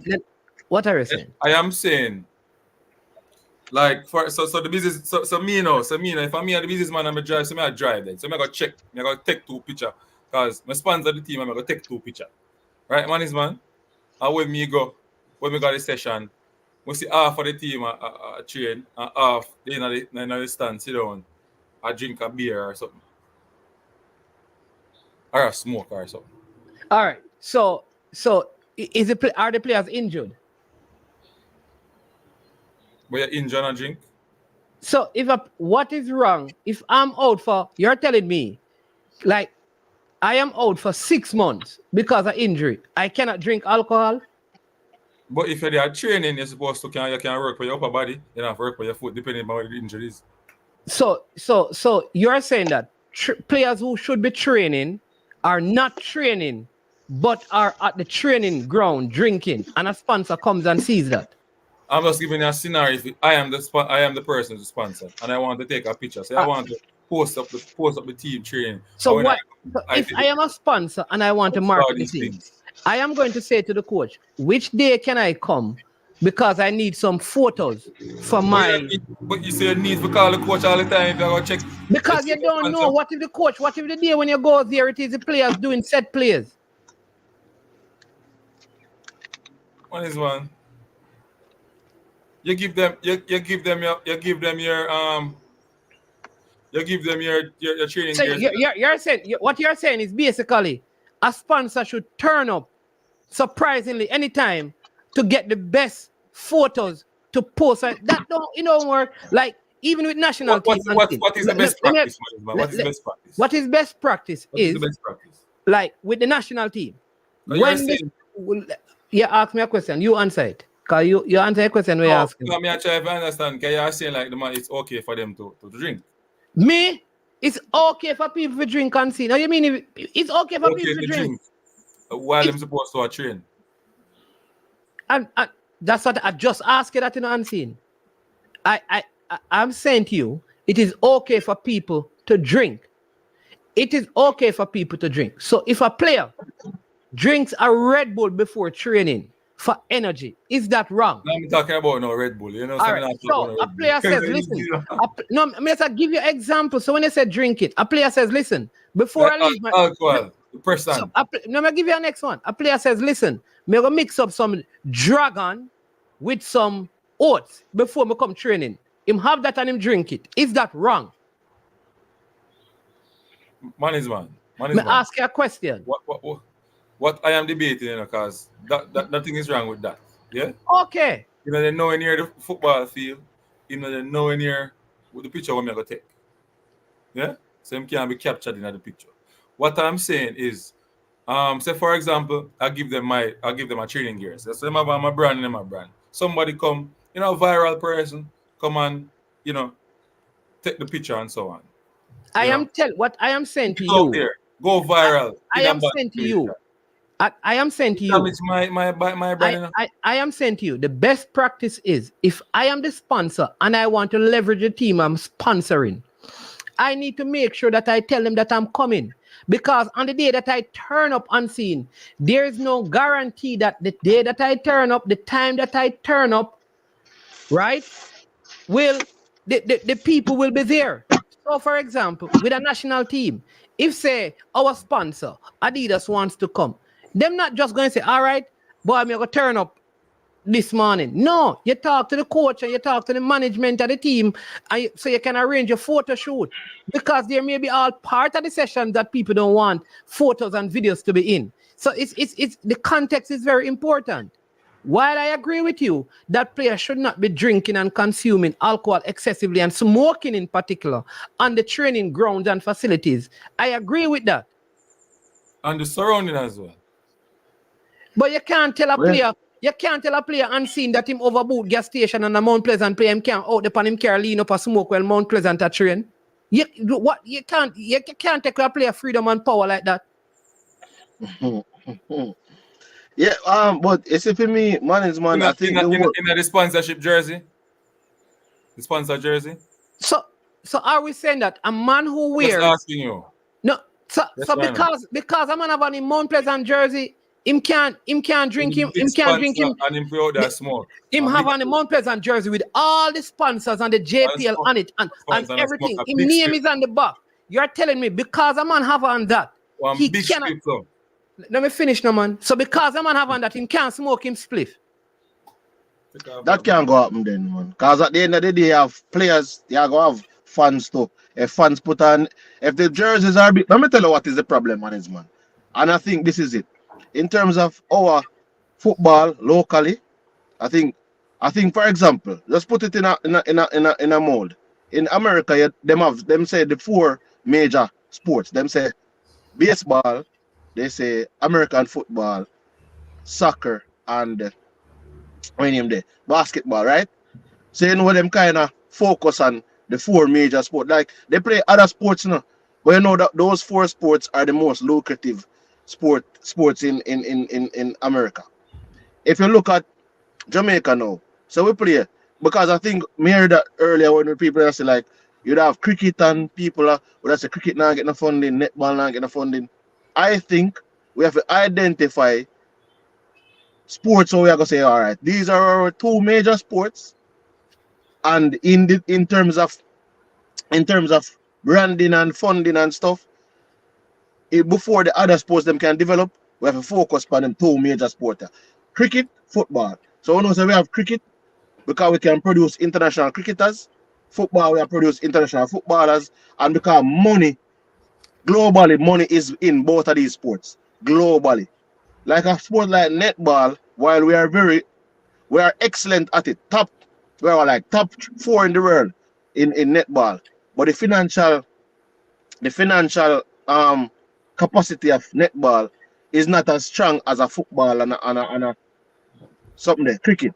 And then the ability to play those sports, we have the ability in football and cricket. So I think what we can focus in and say, oh, you know what, we have the big two then, where we say football and cricket. And then look, this no management. My thing is we love football in Jamaica, but the football that we love, most of it we consume overseas. To the point where sorry, go ahead, CZ. Yeah, to the point where we have Chelsea jersey, Newcastle jersey, we have Real Madrid jersey, AC Milan, Arsenal, Liverpool, all of these things. Some persons in Jamaica also have membership to some of these clubs. Some persons are members of the Liverpool club. Some persons are members of Manchester United, Arsenal.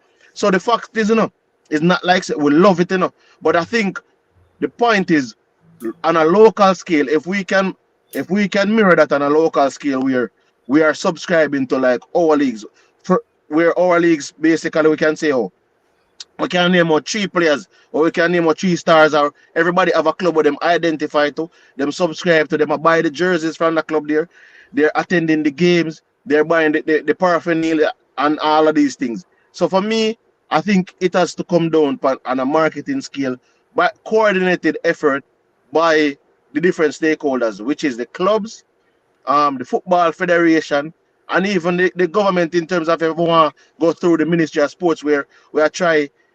It's like we're trying to. Sports is an industry by itself. So we have the finance sector, we have the non-financial sector, we have different things, banking, insurance, all of those are booming. But then sport is an alternative pathway in terms of career and stuff for other persons. So we have to try put something in place for that to develop and upgrade so people can actually earn a living from it. All right, CC, we have Dwight online. Let me just say this, right? People, sporting athletes, I do not believe should consume certain things. So that's however, them consuming certain things is not wrong because the things are legal substance. It may not be wise. So I have seen LeBron James with cigar in his mouth after winning NBA championship. Big old cigar and Dwayne Wade. So why is it that LeBron James in his Lakers jersey can have a big old cigar and a man of Rastafarian belief in Jamaica, not training because he wears his team shirt, cannot have a spliff in his mouth? Different players, one. So why is it okay for us to celebrate LeBron James with him cigar?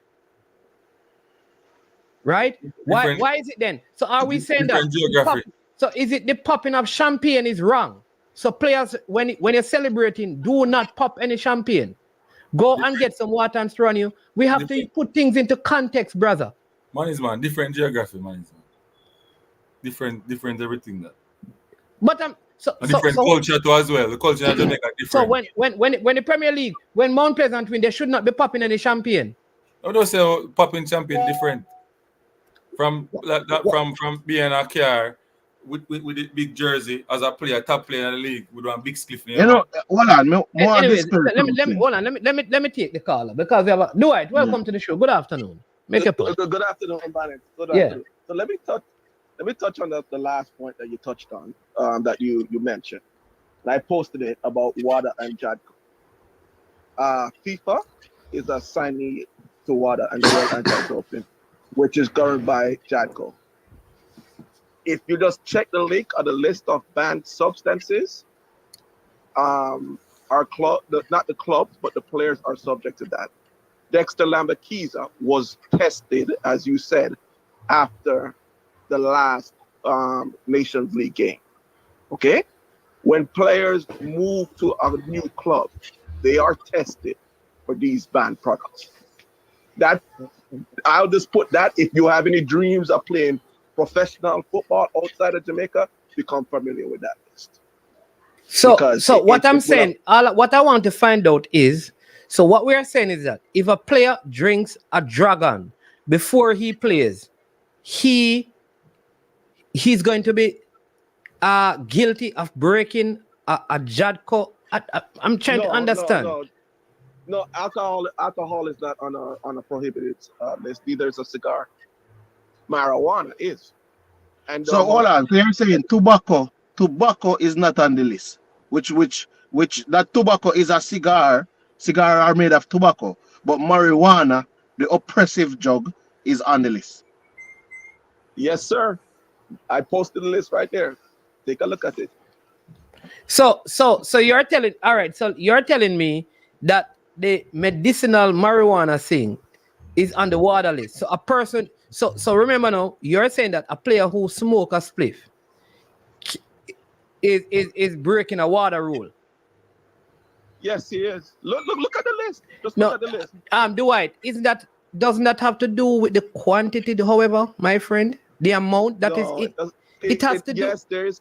It has to be quantity, but there is quantity and marijuana gets lowest levels of suspension that you can.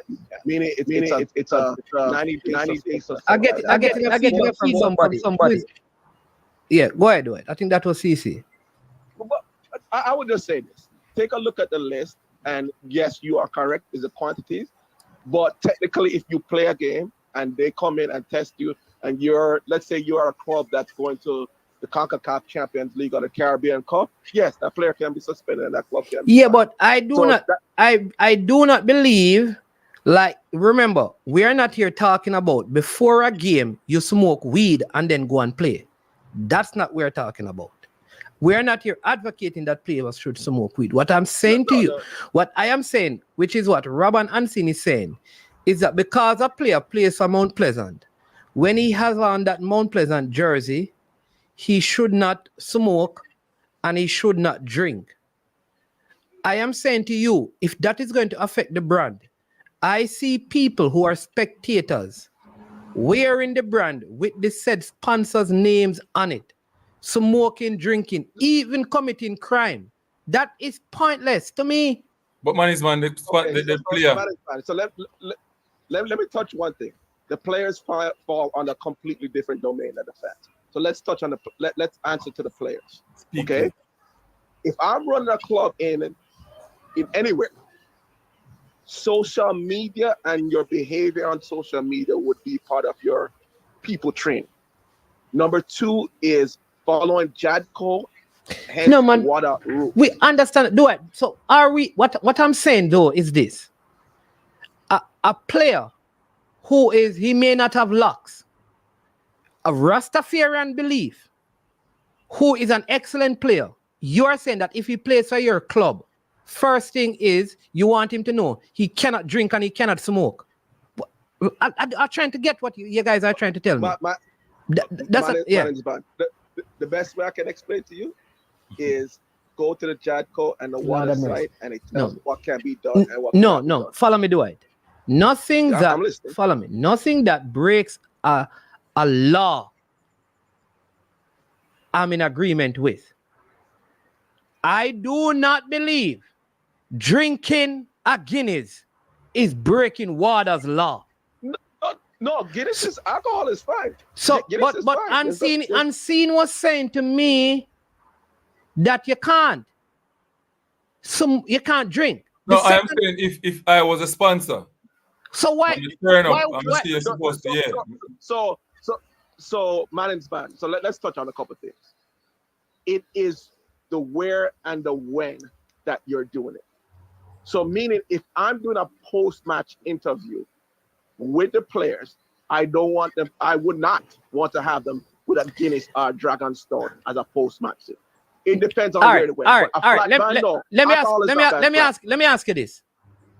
Are you okay, Unseen, with a player drinking a Magnum before a game? Man, the issue. I'm asking you, Lord of mercy, just answer the question. May I try to make a point? No, I'm not okay. You're not okay with that? Do you know that Magnum sponsored the league in Kasafa? Yeah. So you're saying that you can sponsor us, but our players cannot drink your tonic wine before they play? No. You're not supposed to start drinking. Only for a reason before the game. Only for a reason. Oh, Jesus. Man, it's depressant, you know. Imagine you go drink that right before you go out on the field. You're going in your dressing room, and you go to the boom and take 2 fast, and you go out on the field.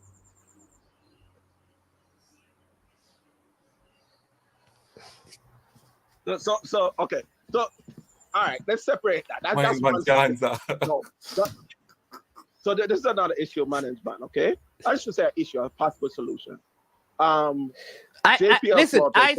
think, let me just say this. I think Korea Neville should pull their sponsorship from the Premier League immediately. Because what we are being told is that though they sponsor the league, players are not allowed to drink the liquors that they sell. The sponsor now. So they should pull their sponsorship because it's pointless what you're saying. Yeah, but what is different? What is different that we can all agree on this? I am not here saying that bring rum and all of these things into locker rooms and while game is going on. That's what I'm talking about. No, that's not what you're talking about. Me not tell us about people who come off a halftime and drink. But I'm saying when a game you just asked me before the game a while ago. Finish the man. Before the game, Unseen. When I'm a drink on my yard, what you going to do? Me drink a Magnum on me yard before me come to the game. How that affect you and your team? Me not understand when I try to tell me. Before the game, I never said. Hold on. When is before the game? Before the game. Before the game. So before the game, me I say you are saying that can be when you walk out on the field, you know. Then who is here? You think me who is here saying that a man must have Magnum the name when they walk out? Come, oh jeez. That man is man. I said mean. One line that has to be separated. Yes. Is the players, what's being sponsored for the players, and what's being sponsored towards fans. The Ray and Nephew part, me and you obviously know that is geared towards the fan base and drawing the fans, not necessarily the players. I'll just put that full stop. There's a line. True. There, right? But however, if the players don't endorse it, do you think the fans will still support it?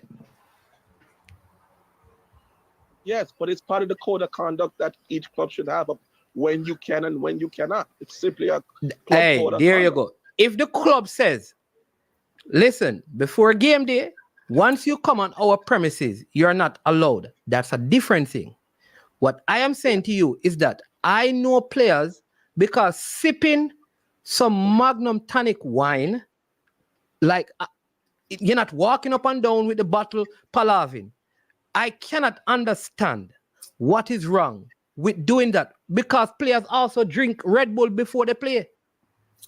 So why can't a player take up a Magnum tonic wine and take a sip of it? If that's what he's in terms of players, yeah. In terms of players, their behavior should be on where they're trying to get to. So if they're trying to go professional to the US or they're trying to go to Europe or whatever, the behavior that they would but do I? All right, so let me ask you this. Let me put it this way. If I had Magnum tonic wine in a water bottle and drink it, would it be a problem? I would have to ask an athletic trainer or a physio from course, an MLS or EPL club or La Liga club, how that affects performance. My thought would be no. All right. I would check with a medical professional. All right. You see, here's the wrong. This someone is man. How the water turn different color? Wrong with that. Unseen. Yes, when man drink out of them water, but man, we are drift. Man, we are drift a little bit. But in terms of JPL clubs, in terms of boosting their revenue and different things. All right. Let me ask you what them do it. For the man that drink Magnum tonic wine and Guinness and Dragon and mix up. Does it enhance your performance in bed? Because a lot of people do those things. So me just want to find out from money because a lot of Jamaican men, them drink up them Magnum and all of them things to enhance your performance in bed. All right. So you never tried it. No, boss. I don't need no performance in that junk. So we want to find out. That want to find out. Ask Danny. Yeah. Management in terms of context is that as players when they play professionally outside of Jamaica, what are they consuming before the match to enhance to make their game day performance better? Otherwise, the JPL becomes a pub Sunday semi-pro league if you have the majority of the players doing that. All right. So listen. So what I'm saying is that sometimes players do things. I'm not advocating for people to get drunk and all of those things. Of course, if you go out there with an unstable mind, but I do not believe because when a player has because some players are very ritualistic, in their thing. It is not. No, let me finish. It's not going to get them banned because they're not even consuming an entire thing. But a player believes that, listen, a couple of sips of this before I go out, for whatever reason, they believe that. It is not going to get them banned. If they get tested, it's not going to show up because it is not sufficient. I cannot understand why that is wrong. What we can agree with is that this is not the wisest practice. The issue I have is that people make things that are wrong because they don't think it is wise to do it. It is not wise to do it, but to come out and say it is wrong is really taking a stab at the people who you go to for sponsorship. Because if you're saying that athletes are not supposed to drink Magnum, why then would you go to Magnum to sponsor your league and sponsor athletes? Because Magnum is also there for the fans. No, but sponsors are also sponsoring. When Gatorade sponsor, are you saying to me that KFC is sponsoring, but KFC don't want the athletes to be eating their fried chicken? Why would I eat fried chicken? What's wrong with the fried chicken? Fried chicken is good for KFC chicken is good for people going to play football. You tell me, you're a coach. What's wrong if you eat a piece of KFC chicken? Oh, nothing is wrong. It depends on when you eat it. You're supposed to eat but it don't depend on when you take a sip of the Magnum, though. Yeah? It don't depend on what about. You can't take a sip. There's nothing wrong with that. Sip. Oh, then that me I try. Oh, geez. No, but you try to put the argument for win it. We're not trying to win the argument. We're trying to put it out there and say, don't look good for the company.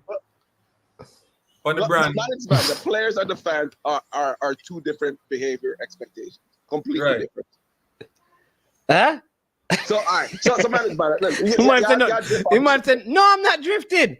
I am not drifting. But go ahead, do it, because I am not drifting. So, all right. So the JPL club, couple of things that they can do to boost their financial bottom line. One of the things that they can do is set. Mount Pleasant has done it with Charlton Athletic, but I don't think it's because of Goul's relationship in the UK. But more JPL clubs need to set up relationships with senior affiliate clubs for the players to get loan deals, i.e., the majority of the JPL clubs, especially those that are not going to make the playoffs, which is set right now. Right now, they should be actively pursuing loan deals outside of Jamaica for their younger development players so they can continue playing during the summer, during the off season, so they can get that extra 4 months of football.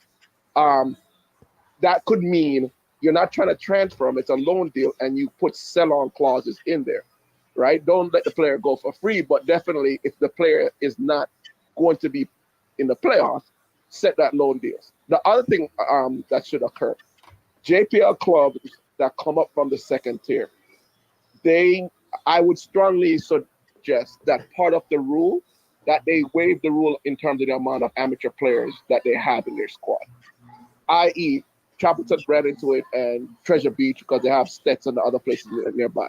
They should be given a 1 season window or guideline that allows them to have 12 amateur players in their squad out of, let's say, the match day, out of the total roster is 32. They're allowed 12, and then in the successive season, then they're down to that 8 or 7 player limit in terms of what the JPL has with amateur players. There needs to be a progression from when teams go from the second tier up to the first tier, because from a financial standpoint, the players that a club that gets promoted, or even the lower end clubs, even the Harborview and some of these other clubs that are finishing 10th, 11th, and 12th, right? They cannot afford, and it's not wise for them to go after a 27, 28, 29-year-old JPL veteran to boost their club when they have youth in their club that they just need to get those youth adjusted to the level of football in the JPL, because it takes a good B Cup or Manning Cup footballer probably as good 6 to 9 months to adjust to the level of football in the JPL, right? So that's two things. The third thing that should be a crucial point of the JPL and the better ranked clubs. No, do it. Sorry, I'm laughing because of Duckland's comments. Yeah, that's but the third thing that should be put into place, and we've seen the model work.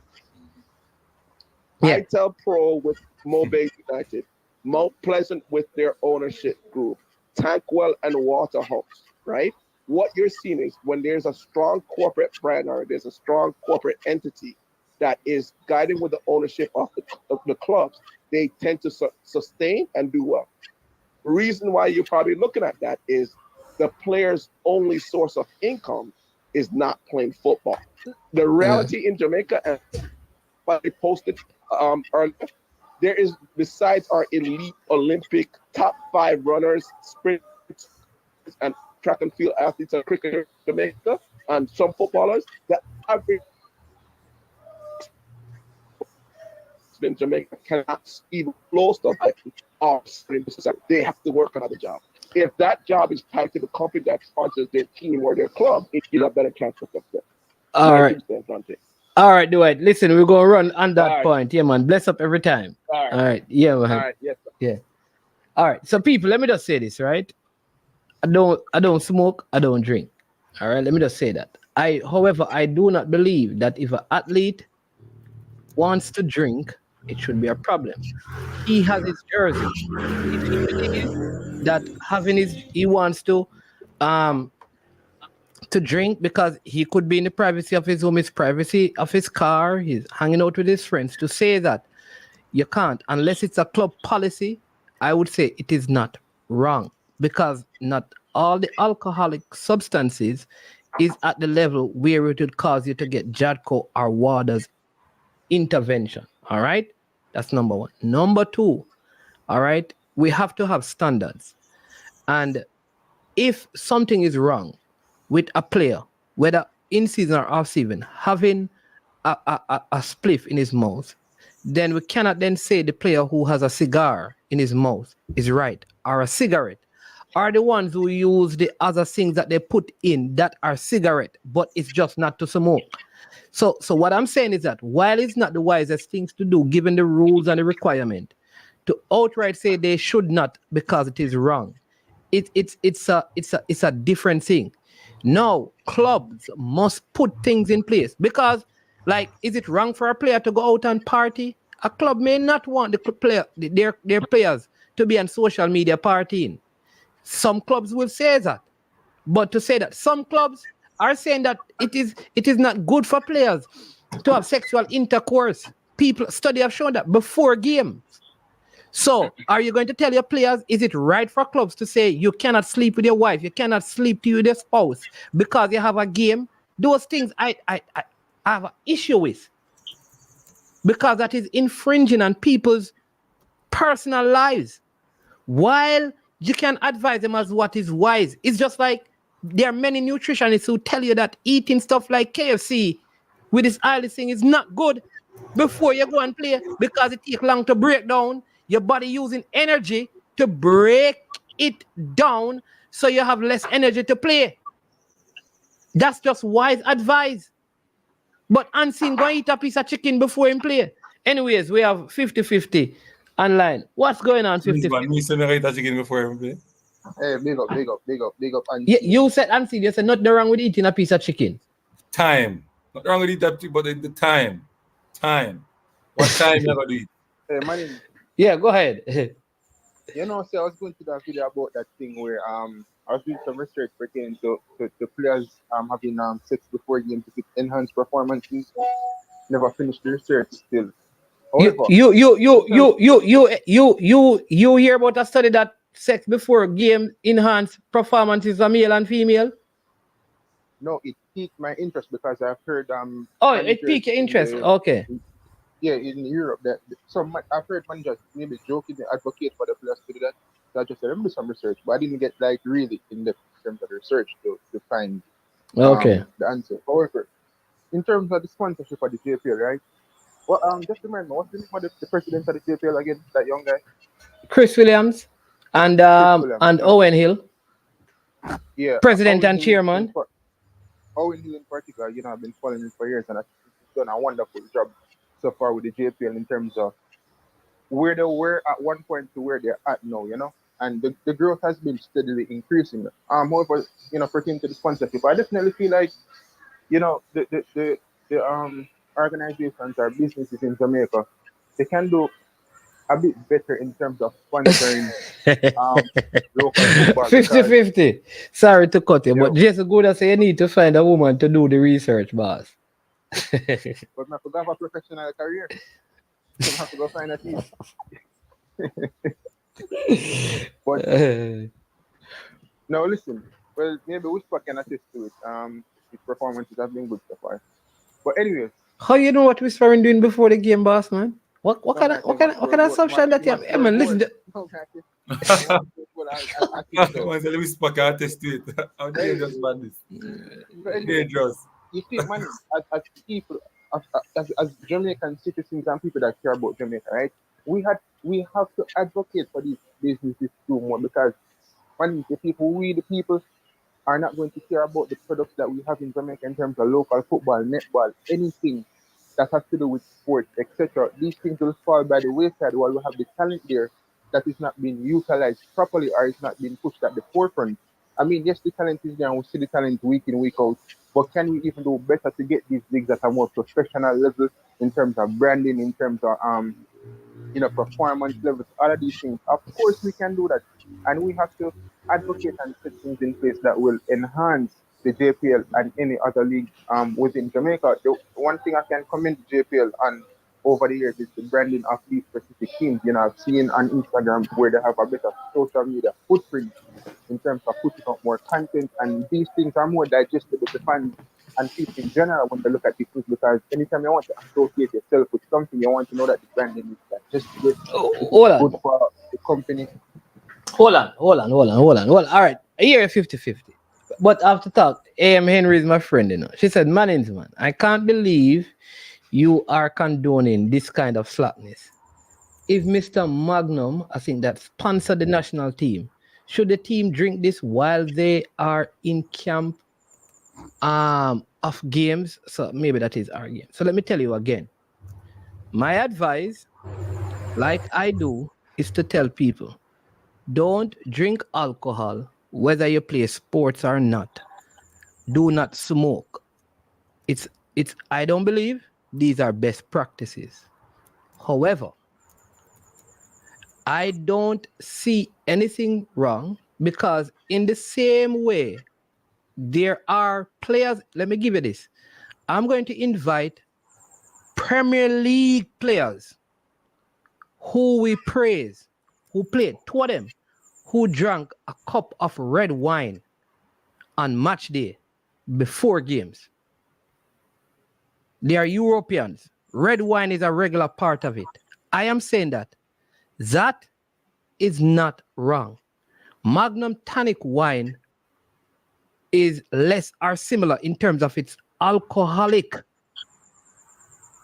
content. So if a player takes a sip of that, what is wrong with that? That is my question. Because that is not going to show up on any drug testing thing. That is my thing. Someone is man. So I don't, so hold on, but I still have 50-50. That is the point I'm making. So please, if we're saying that players cannot drink wine, like there's something. So because I am a Premier League player, I can't, and I wear my Mount Pleasant, my wife and I go out for a date. I cannot drink a glass of wine. Like what because the sponsor may be sponsoring and take a picture of me drinking a glass of wine. And if they take a picture of me drinking a glass of wine with my wife, I am destroying their brand. If that's what you believe, all I'm saying is that we disagree. So let's agree to disagree. All right? Go ahead. Yeah. Pertaining to that thing, I don't think it's detrimental to the sports or anyone. I think there's a balance to it. If the players are going out there and drinking wine and get it drunk, then that's not right. But in terms of saying players shouldn't drink or whatever the case is, it's like Rashford when he go for a little weekend out or whatever the case and get drunk. No, the player should have used his conscience or whatever the case is to say, I'm a professional. Yes, I can take a sip of wine, or if I'm not going to get drunk because at the end of the day, I have training tomorrow, etc., etc. Yeah. So and it comes down to personal choices. Some players in general do not drink alcohol and these type of stuff. Some players do, but at a level that is acceptable for their bodies and their performance. Tony Adams used to drink. Tony Adams used to drink wine before he played for Arsenal. So I think sports, in sports medicine and people who advise these players, they will tell them, you can drink or whatever the case is, but don't go overboard and whatever the case is. And as I said, it damage the brands then. Huh? Or it damage doing those things not in the time period you're supposed to do it. You do it in the time period where you're supposed to play a game or something like that affects the brand of a business place. You tell me, you said that if we could drink wine, no, me gonna affect the Mount Pleasant brand in my Mount Pleasant jersey, sir. Yeah, because Jamaica different. Right? Remember, no man is man. If you're going to be selling out of Jamaica, when you click on your Instagram, you see a party, you see a drink, in your jersey and all that thing there. But now buy you. So in other words, Puma should not have invested in Usain Bolt because he partied. Because Usain Bolt used to party. Not about football, man, is man. Context. Hey, 50. Context matters. Right? Yeah. Let me leave you a couple more points. So I think the JPL has been, steadily progressing. Hopefully they can get more sponsors on board, and eventually I think it will come. But it's hard to convince people, especially when you're asking them for the money and the time to invest. Also, Ravel Morrison. Yeah, man of a club. He's the missing link to an extent in terms of the profile of the player that he is. Over have to find somebody else, and we're hoping that Casey Palmer was that person. And I think I said on coach's desk, I'm not going to go as far as to say he's not good. I don't want to really discredit him or put him down to that extent. Maybe it's just wasn't his best tournament or best football. So let's see him, in the future. And this weekend, big game, Man City versus Arsenal. If you guys win this weekend, man, trust me, you guys win the Premier League. I know to give credit to Arteta, I think what will lead Arsenal to the title season. Mikel Arteta, if you look at this season so far compared to last season, his mistakes, he has corrected them so far, man. And you have to give credit to that. And I think that will enable them to go at the end, to go on further to clinch the prestigious Premier League title for the first time over 15 years. Leave it right there. Big up yourself, 50-50.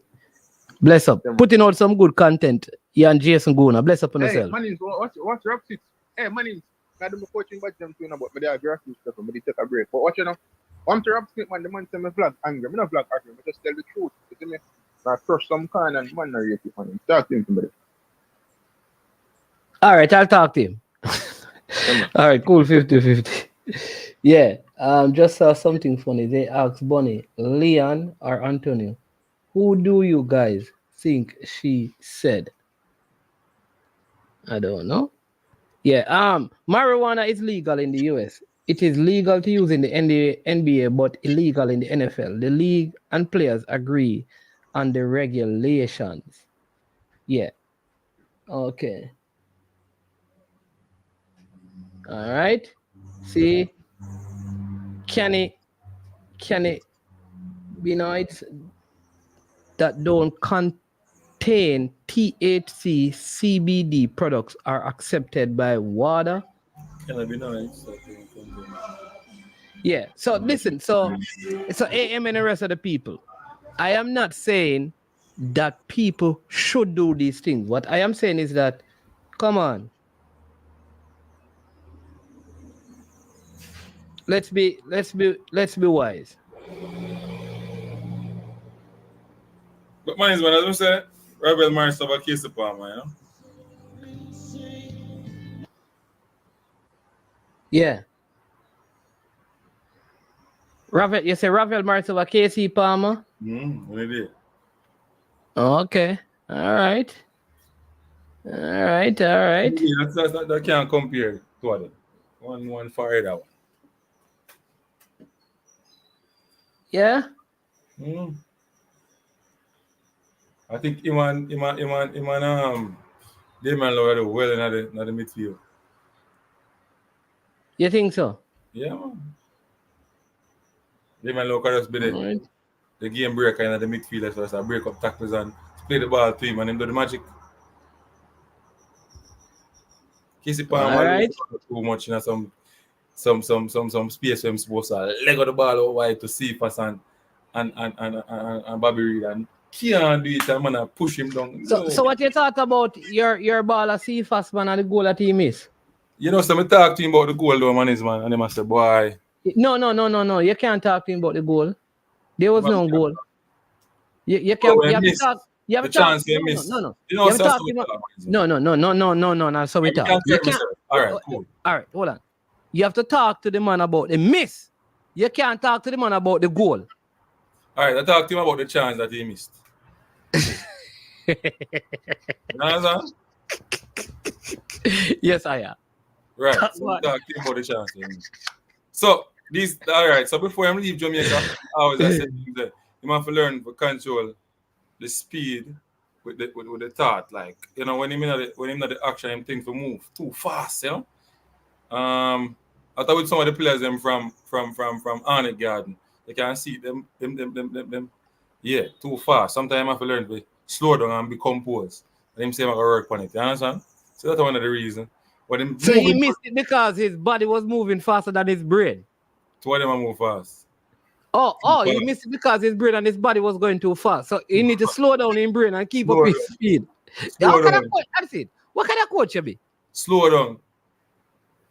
So you're saying that his brain need to slow down, but his speed need to be up there. Honestly, tell me the advice you give Cephas. Man, it's like, all right, so I can explain to you. You play forward, right? And you beat the keeper, you move fast and you beat the keeper.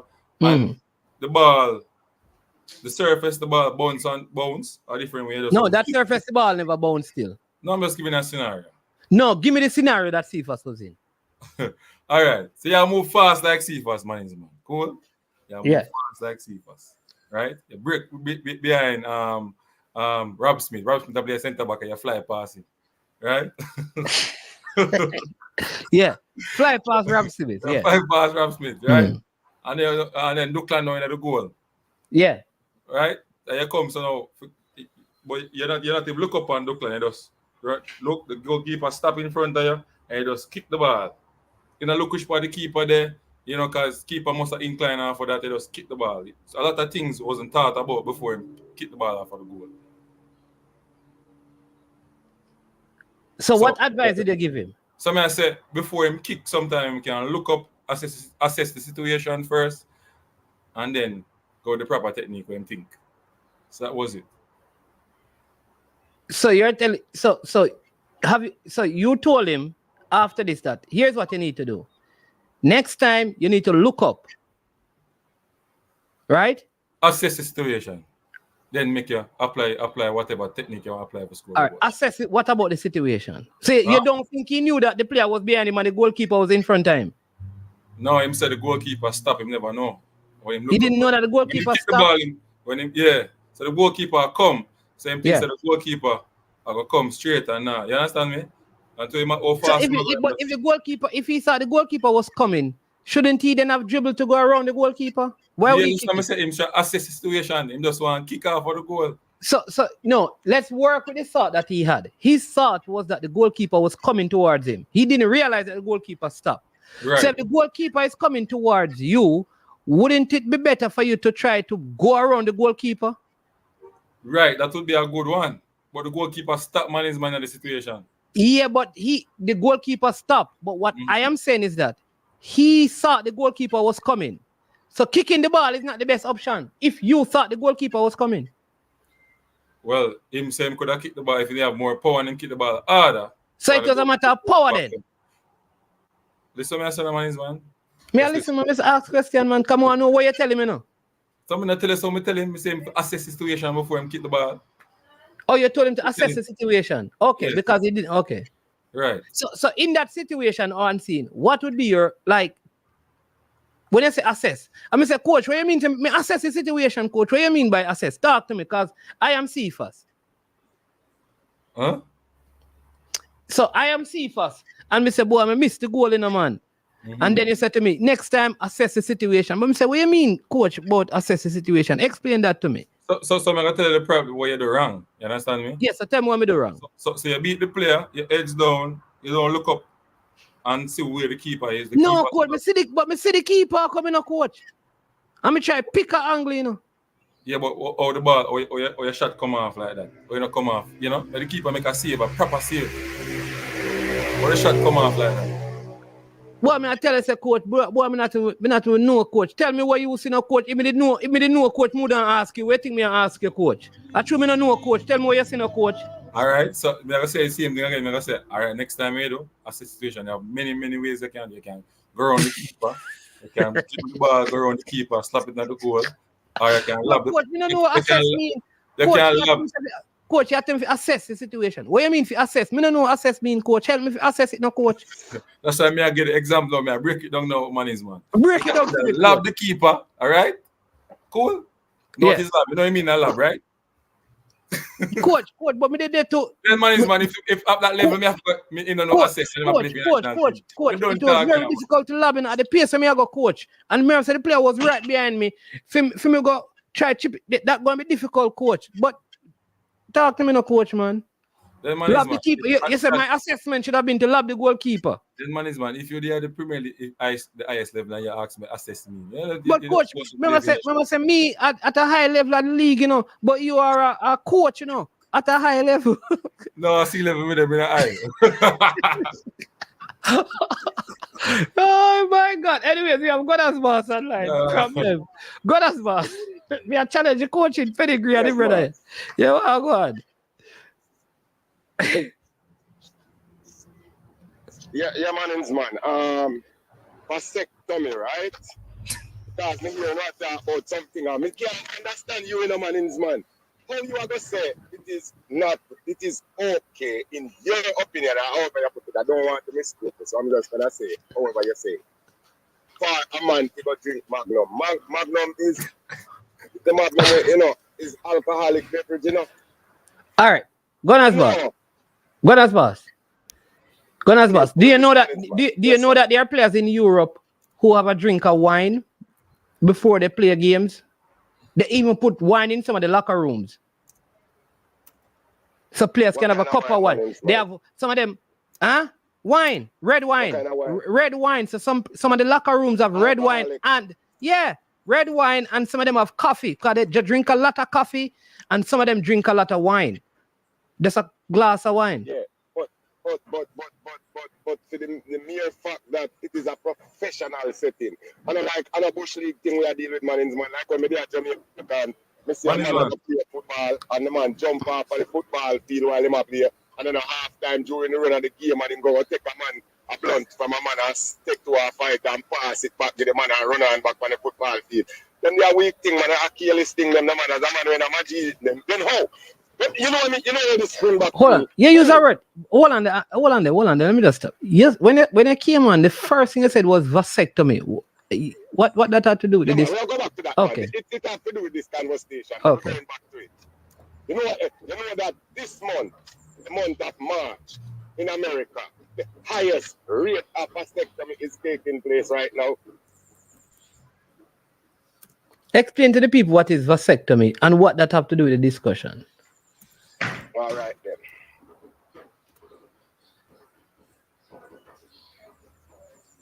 Vasectomy is a popular form of male birth control that prevents the sperm from traveling to the egg. Which type of this type of procedure is good. All right, hold on. Gunners boss, hold on before you finish. Hold on before you finish reading the definition. People unseen as his coaching thing to do at force, so he has to run. You know, he's in the process of getting his C license, so he's going out on the field to assess what the players did wrong, so he can tell them to lab the goalkeeper. Big up. Bless up yourself. All right, respect for coming and check him out over by Unseen Sports TV, always putting out good content. Gunners boss, yeah, you were reading the definition for vasectomy. Yeah, well, no, that's what established the vasectomy. No, just go back over it because go back over the definition that you had. Vasectomy, yeah. A vasectomy is a popular form of male birth control that prevents sperm from traveling to the egg.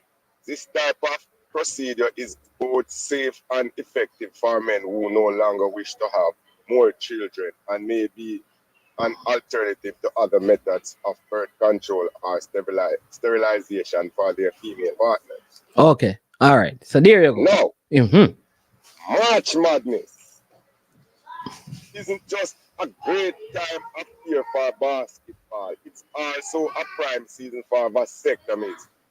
UR Medicine data revealed a significant increase in vasectomy procedure during the tournament. Why does men take so much men in America take to a vasectomy procedure during March Madness? You ask me why so many of them do it? that is the homework for some people. Because I'm just saying, it's because these people don't want to have. I think these men don't want to be bothered with their female. They just want to enjoy the month of March and the madness in the basketball and the excitement of their schools and their universities. But that is this all in Florida. You have some little doctors in Florida right now where people line up doing their vasectomy. This is a thing I've been talking about because I get education on this thing from people in sports over time. So what I'm saying is, if a man don't want to bother with this, it comes down to a question, that's why I bring it up, come down to something where someone said a man don't want to have sex relationship with his woman during the process of the game. That is some people abstain during the season, and I do not, That's why if you notice when Patrick Mahomes them and LeBron James them start, them wife get pregnant during the off season, so during the season they are having babies. That's why sometimes them cut games and a man have to leave a game to go watch the delivery room and child and them. So professional people do abstain from certain things during the season. Yeah, the season. So therefore, we also have to accept that in a professional setting, you have to abstain from your drinking and your smoking during the season while you're playing. Because if I'm going to say it's okay for a man to go and drink and or take a sip of Magnum and do these things, to come play under the influence when he can reckless and break a player's foot or something. Why wouldn't I allow a man to take a break or to don't even bother with the curfew after the night, after the game?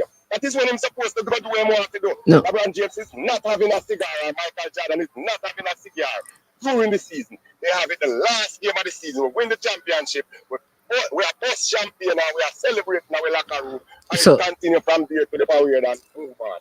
All right. During the season, while the game All right. So your suggestion is that during a season, players should abstain from alcohol, abstain from sexual intercourse, and abstain from smoking. I'm not saying they should, but but it would be the sexual thing. Now we're not gonna talk about the sex part with a man and him wife, because a man go home and do him want. But as far as those the illegal activities, anything that can deem make you impaired to do your job is unprofessional, and you have So to so understand the so business what? So of so, being so so you're saying then during the season, if a man goes out on a date with his wife, he cannot drink a glass of wine. No, I did not say that. I'm asking We're you. talking about these magnums and all these. I'm asking you a question. If a man goes out with his wife, can they have a glass of wine or a glass of champagne? Yes, that not have nothing to do with him on the field. Okay, on the night so of the so game if and he can have during a the glass, game, the process if of he the can have a glass, so what if he decides when he goes out, he would like to have a glass of Magnum and his wife has a glass of Magnum? Would you have a problem with that? I don't care what the player do once he's not working, sir. The professional person But do it's while not. he's not working. But you're saying that during While this, you're on the job. you're saying during the season they should abstain from alcoholic substances, smoking. Let's leave the intercourse part. So those two things.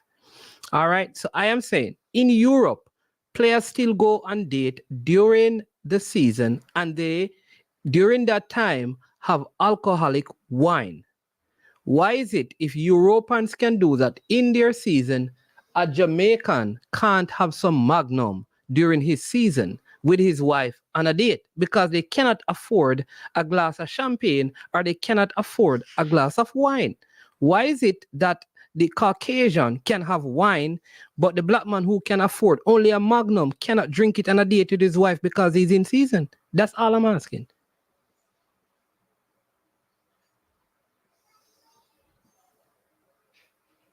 You know what you're doing?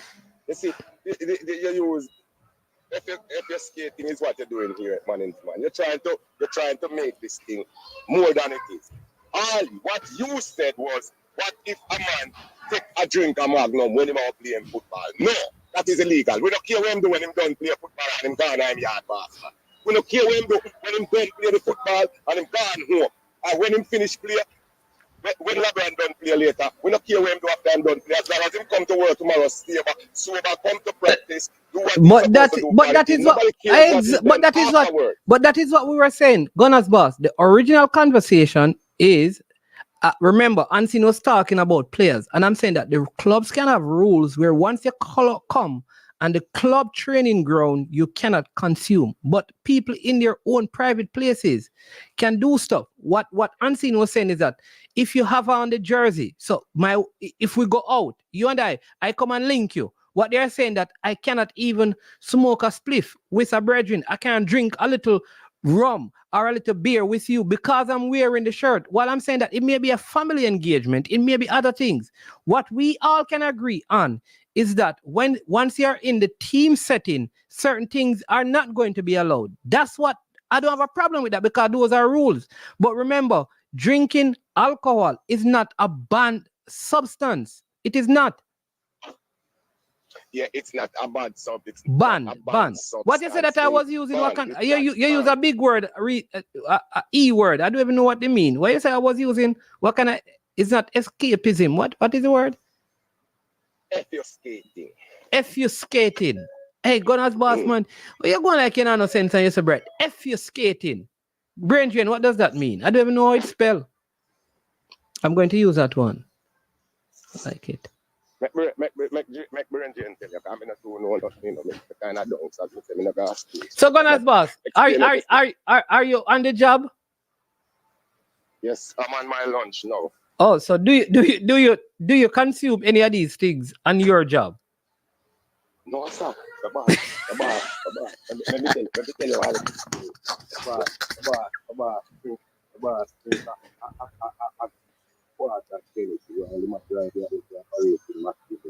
Every time I'm off from my here, I hope him no. I work for you. I know supposed to drink on the job. Anything to make you drink on the job and go run past the farmer. But Gunners boss, you know that you're on social media, a very public platform. And here's what you're doing. No, that's what I'm saying to you. You're whispering. You can still talk loud. Why are you whispering? No, me I whisper because me close to the bar because I don't want to hear what you have to say. I can't hear. Gunners boss. Brain Drain said he would need a spelling of the word to know what it, because he don't know how the word is spelled. But Gunners boss, I am very sure that we have spoken to you and you are you are smoking. So how come you can't smoke at the job? That is when me the home man. No, if me hide and do me thing, me hide and take a little burn in my back, you know. No. No. Up front and put in the customers and the people. So you are here saying that once people are on the job, they are not supposed to. I hear you're admitting that you hide and smoke on your job. Yes, but you see, it's a different thing. This one we are talking about, you know. It's a whole different thing. This, you know, me not talk about me, you know, me talk about football player with the fans TV and everything. And at the back of one junkyard, me a junkyard. These are too bad foot. Really look for the JYD. Ain't nobody looking at JYD, dog. They look fun. Let's say Ravel Morrison, for instance, and they're looking at him how he move out there. You hear the coach said the other day, say, man, it was the coach or somebody said, as soon as a man scored a goal, the goal was so brilliant that they drug test him right after. Yeah. Because normal man just score them bucket and them goal. So that's why them got drug testing them one night in the dance or something else. Which way? I don't think if he was under something else, the goal could have been so brilliant because it would have impaired his ability to. He was under the power. He was under the power of the Holy Spirit, man. He's a believer, man. Good youngster. Yeah, man. Yeah, but unseen. Do you how unseen say it now? Unseen, I tell me, say like say well, once me represent the Lakers. And me as a member of the Lakers, me not on the season and me not supposed to drink. And see, response me when me doing the left work. Okay. All right, Gunners boss, listen. Is the word you're talking OBFUSCATING? Or it's a different word? I said EFFUSCATING. Hold on. Skating, I said. Oh, E. FF. US. US. T.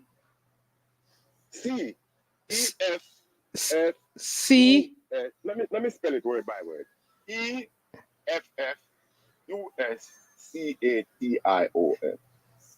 Okay.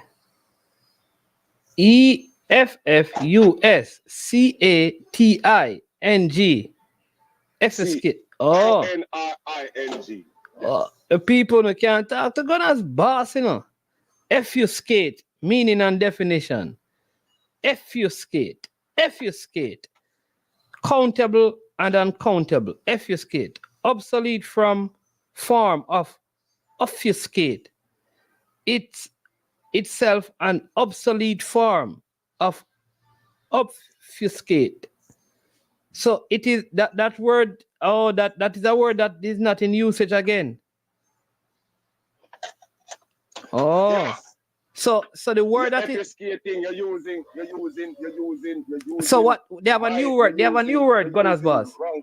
So what they're doing now? They have a new word which is OBFUSCATION. Obfuscation, yeah. Right. So that is a new word. The one that they use is the old one that is obsolete. Okay. Remember, say me a 60-year-old in September coming. Me not know nothing about the new thing here right now. The braffing and the white in and them thing. They like how because they sucking up to somebody. I'm here. Unseen instead, I've got to do the test and do it right. I hope you pass. You have to tell me about why. Why have to some like a why? Me a grown man. Me not deal with why. Don't ask me about no why. You're a very selective grown man, though, man. Oh. You select when you're going to be. You select when you're going to be grown. I mean, I've never been. I never said GROAN, man. I've never grown. I'm growing. Not grown. I'm a grown up. I'm not a growing man. Okay. All right. Bless up yourself, Gunners boss, because you know it's 3:20. Yeah, man. Thank you for that second chance because I take it because Ranger and all these people in there with their feminine voices, they only want to type. They don't want to call. Call the show and talk if you don't sound like a lady. God, catch you later. One love. I mean, they come here. They don't feel like it. All right, people.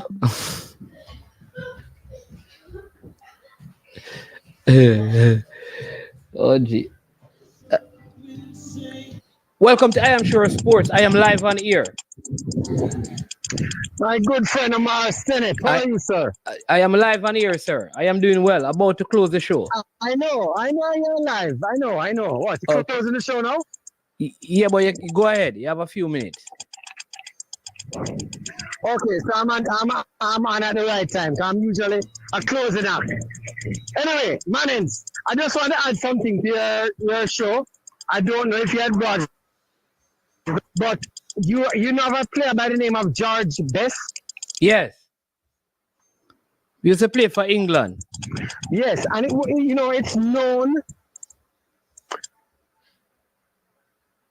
for a serious drinking problem, but it is said that even at his height, it did not impair him, and he did extremely well.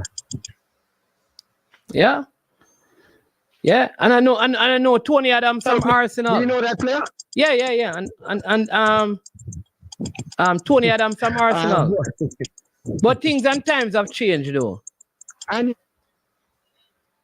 I don't agree. I don't agree. Said to be one of the greatest. Romario from Brazil, but I don't agree with it, I don't. Paul Gascoigne, I don't agree with it, You know what I'm saying? No, hold on.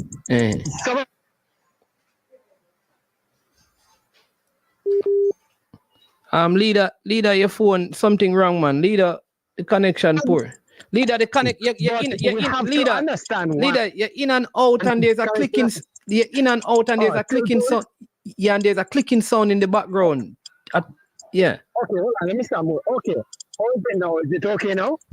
It's okay now, right? What is that Hello? sound? No. There, it's gone now. Yeah. My sound now, it's gone. Okay, Yeah. okay, I figure what that was. Okay, no.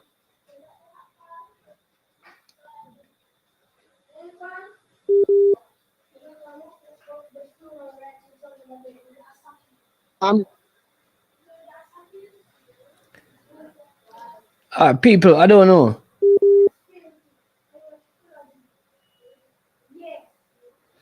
All right, leader. Leader, your connection is bad. Yeah, man, that's basically it. Yeah. All right. We have to. Yeah. All right, Brandon, we'll talk to leader tomorrow. Leader connection is poor. Sports on the ball. Yeah, Devontae Campbell. Look out. I think there's a couple of Jamaicans at the end of the season will be leaving Jamaica. Yeah, we'll believe in Jamaica for the overseas market. You know, sometimes we want them to go over. Then when they leave, our next people say, why did they go there? So let's see. All right. Yeah. But listen, people, it has been a very great show, very good show. Lots of good discussion. Tomorrow at 11 a.m. we have from Arsenal Fan TV, Robbie Lyles will be live with us.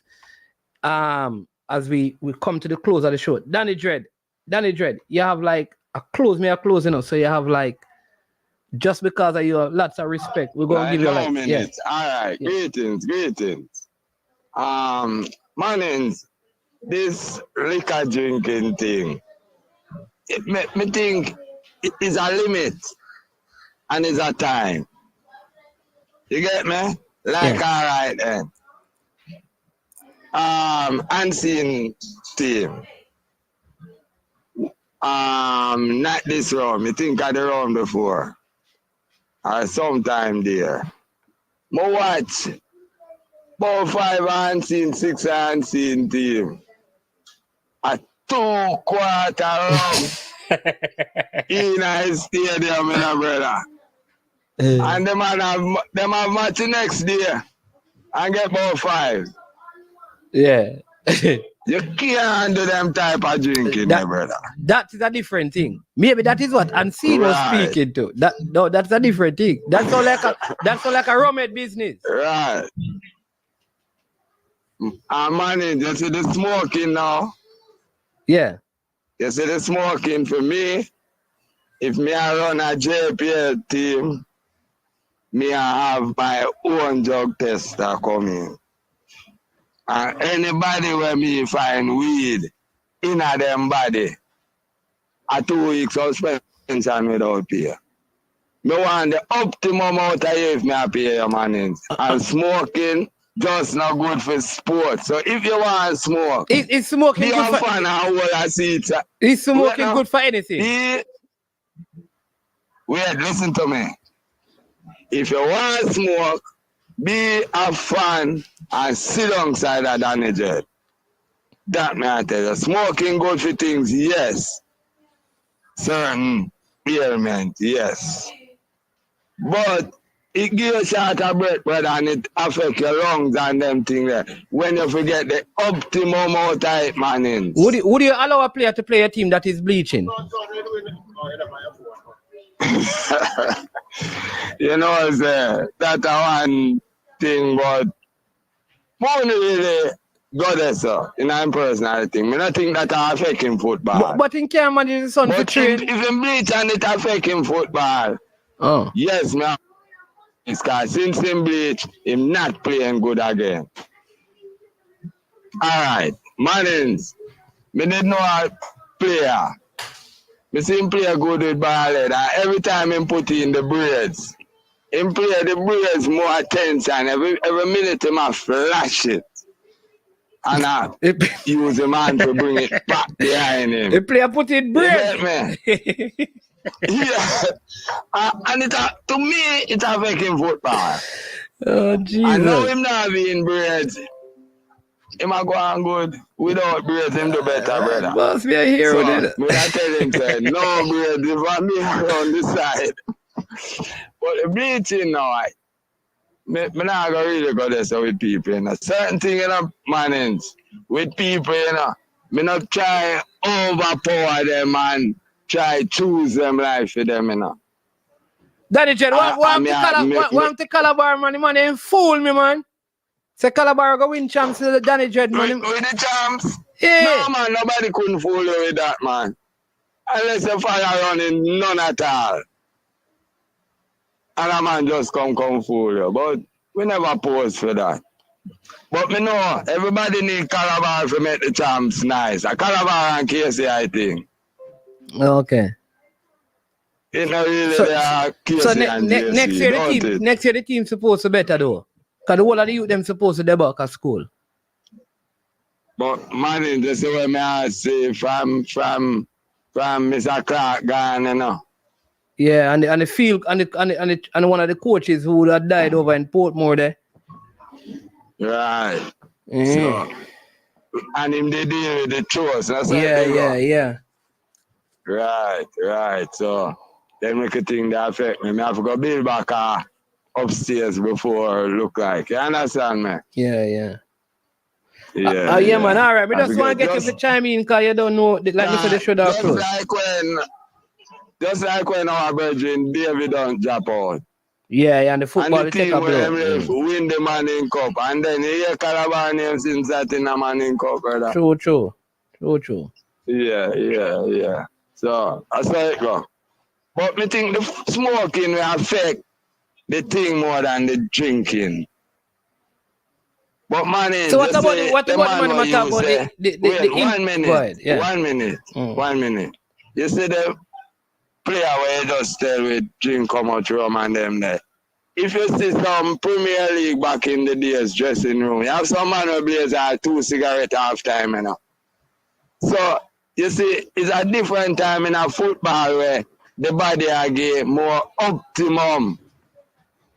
Yeah. Levels the body a perform at now. In a modern days, and I believe that. Boy, the man them back in the days will tell us, say, you know, as some of them things they with them that do, you know, all the time, man, someone used to make all some punch with all, what kind of Jack Island call it with all, molasses and guineas and them things there, you know, Danny Dread. And man would say, yo, it's when them drink that in the morning, yo, them run whole day, you know, man, like 20 bucks them and they run whole day. Yeah, but you know. that is a different thing. It's a punch that you're making with most with proteins and this yeah, thing. That more coming like food. But one whole it Guinness. does have a Guinness in there. That different from the level of drinking when me did say. Anyway, you're close up and I hold up a time. But man, is one little thing. Yeah. One little thing. Like how the entertainment industry, it have some people named promoters, right? Yeah. In the 70s, me didn't know Bella and Zeddy. Me think them a promoter too, right? I'm wrong. Like Pele being in Jamaica. Not the man that they deal with it. It wasn't like a JFF thing. It was like a promoter. I remember more match in the 70s, probably early 80s, where it's like a promoter did promote it. Probably in the half season. Like you could have a Jamaica Invitational against some people from foreigners. Something we can attract. You remember them days, eh? Yeah, man. Alright, that part of football they gone to. So where we can see it, you know, it kind of just enhance the football. Like you know, say June or so we could say a big star come to Jamaica. Not every year, but over. Yes, I know me I say. Me don't know if there's a space for promoter in a football. I don't really ask you. Man, but man, me know you're talking, man, because Tanker used to sponsor big game down in the West too. You understand me? Yeah, well, a true man. Yeah, you know. Them used to have a Western Super Cup with Gene Greer was around, big thing. A lot of things used to happen. Maybe we need to go back to that. You see me, some of those things. But listen, we're gonna pick up on that tomorrow. But tomorrow we're gonna have reminding the people we're gonna have Robbie Lyle from AFTV, the Arsenal man himself. Tomorrow, 11 a.m. Big show. one of the biggest vloggers, YouTubers, social media personalities out there. Jamaican heritage and all of that. We're going to talk about Arsenal. We're going to also talk about the connection. How do we, capitalize on some of the players in the Premier League? How can we get Robbie to come on board with this plan? You understand me? But that is the end of the show, people. So big up to Danny Dread, all the callers, for all the new subscribers. Thank you so much. All the persons who hit the like button. Thank you for liking the video. Thank you for sharing the video. Thank you for being a part of the show. All right, we got to run. So again, have a blessed day, every single one of you. If you have not yet done so, please hit the like button. All right, we have close to 2,000 views already on the platform, but yet we only have like 140 likes so far. So if you have not yet, let's get 10 more likes on it, get it up to 150. I am Manningsman. This has been I Am Sure Sports. To all our moderators, a big thank you. To all the sponsors that make this happen, a big thank you. CC, Unseen, Brian, thank you for coming on, being a part of the show. Every single caller, every single comment, those who watch and didn't, all the ladies who joined, A.M. Henry, big up to you. Prestige, I believe, and all the other females who are part of this. Big thank you to every single one of you. You're loved and you are appreciated. I am Manningsman. This has been I Am Sure Sports. And as usual, we say, we are over and we are O-U-T. Yep. Yeah, we are out of here. Yo, watch about dog, SK New Erdis, the body out there, Sniper King I represent for I Am Sure Sports. You get to me, I say, when you want the latest news and sports and updates and all of that, check out I Am Sure Sports. You know the thing goes in. Remember, cover the whole island. Remember Kingston, Westmoreland, Galchester, Ocho-Rios, Galtigo Bay, everywhere. I Am Sure Sports, check it out for the latest news and latest updates. Sniper King I represent. Where them feel like, ha. Yeah, someone on for the food from young, from where they knee height. I Am Sure Sports. Yeah, dog.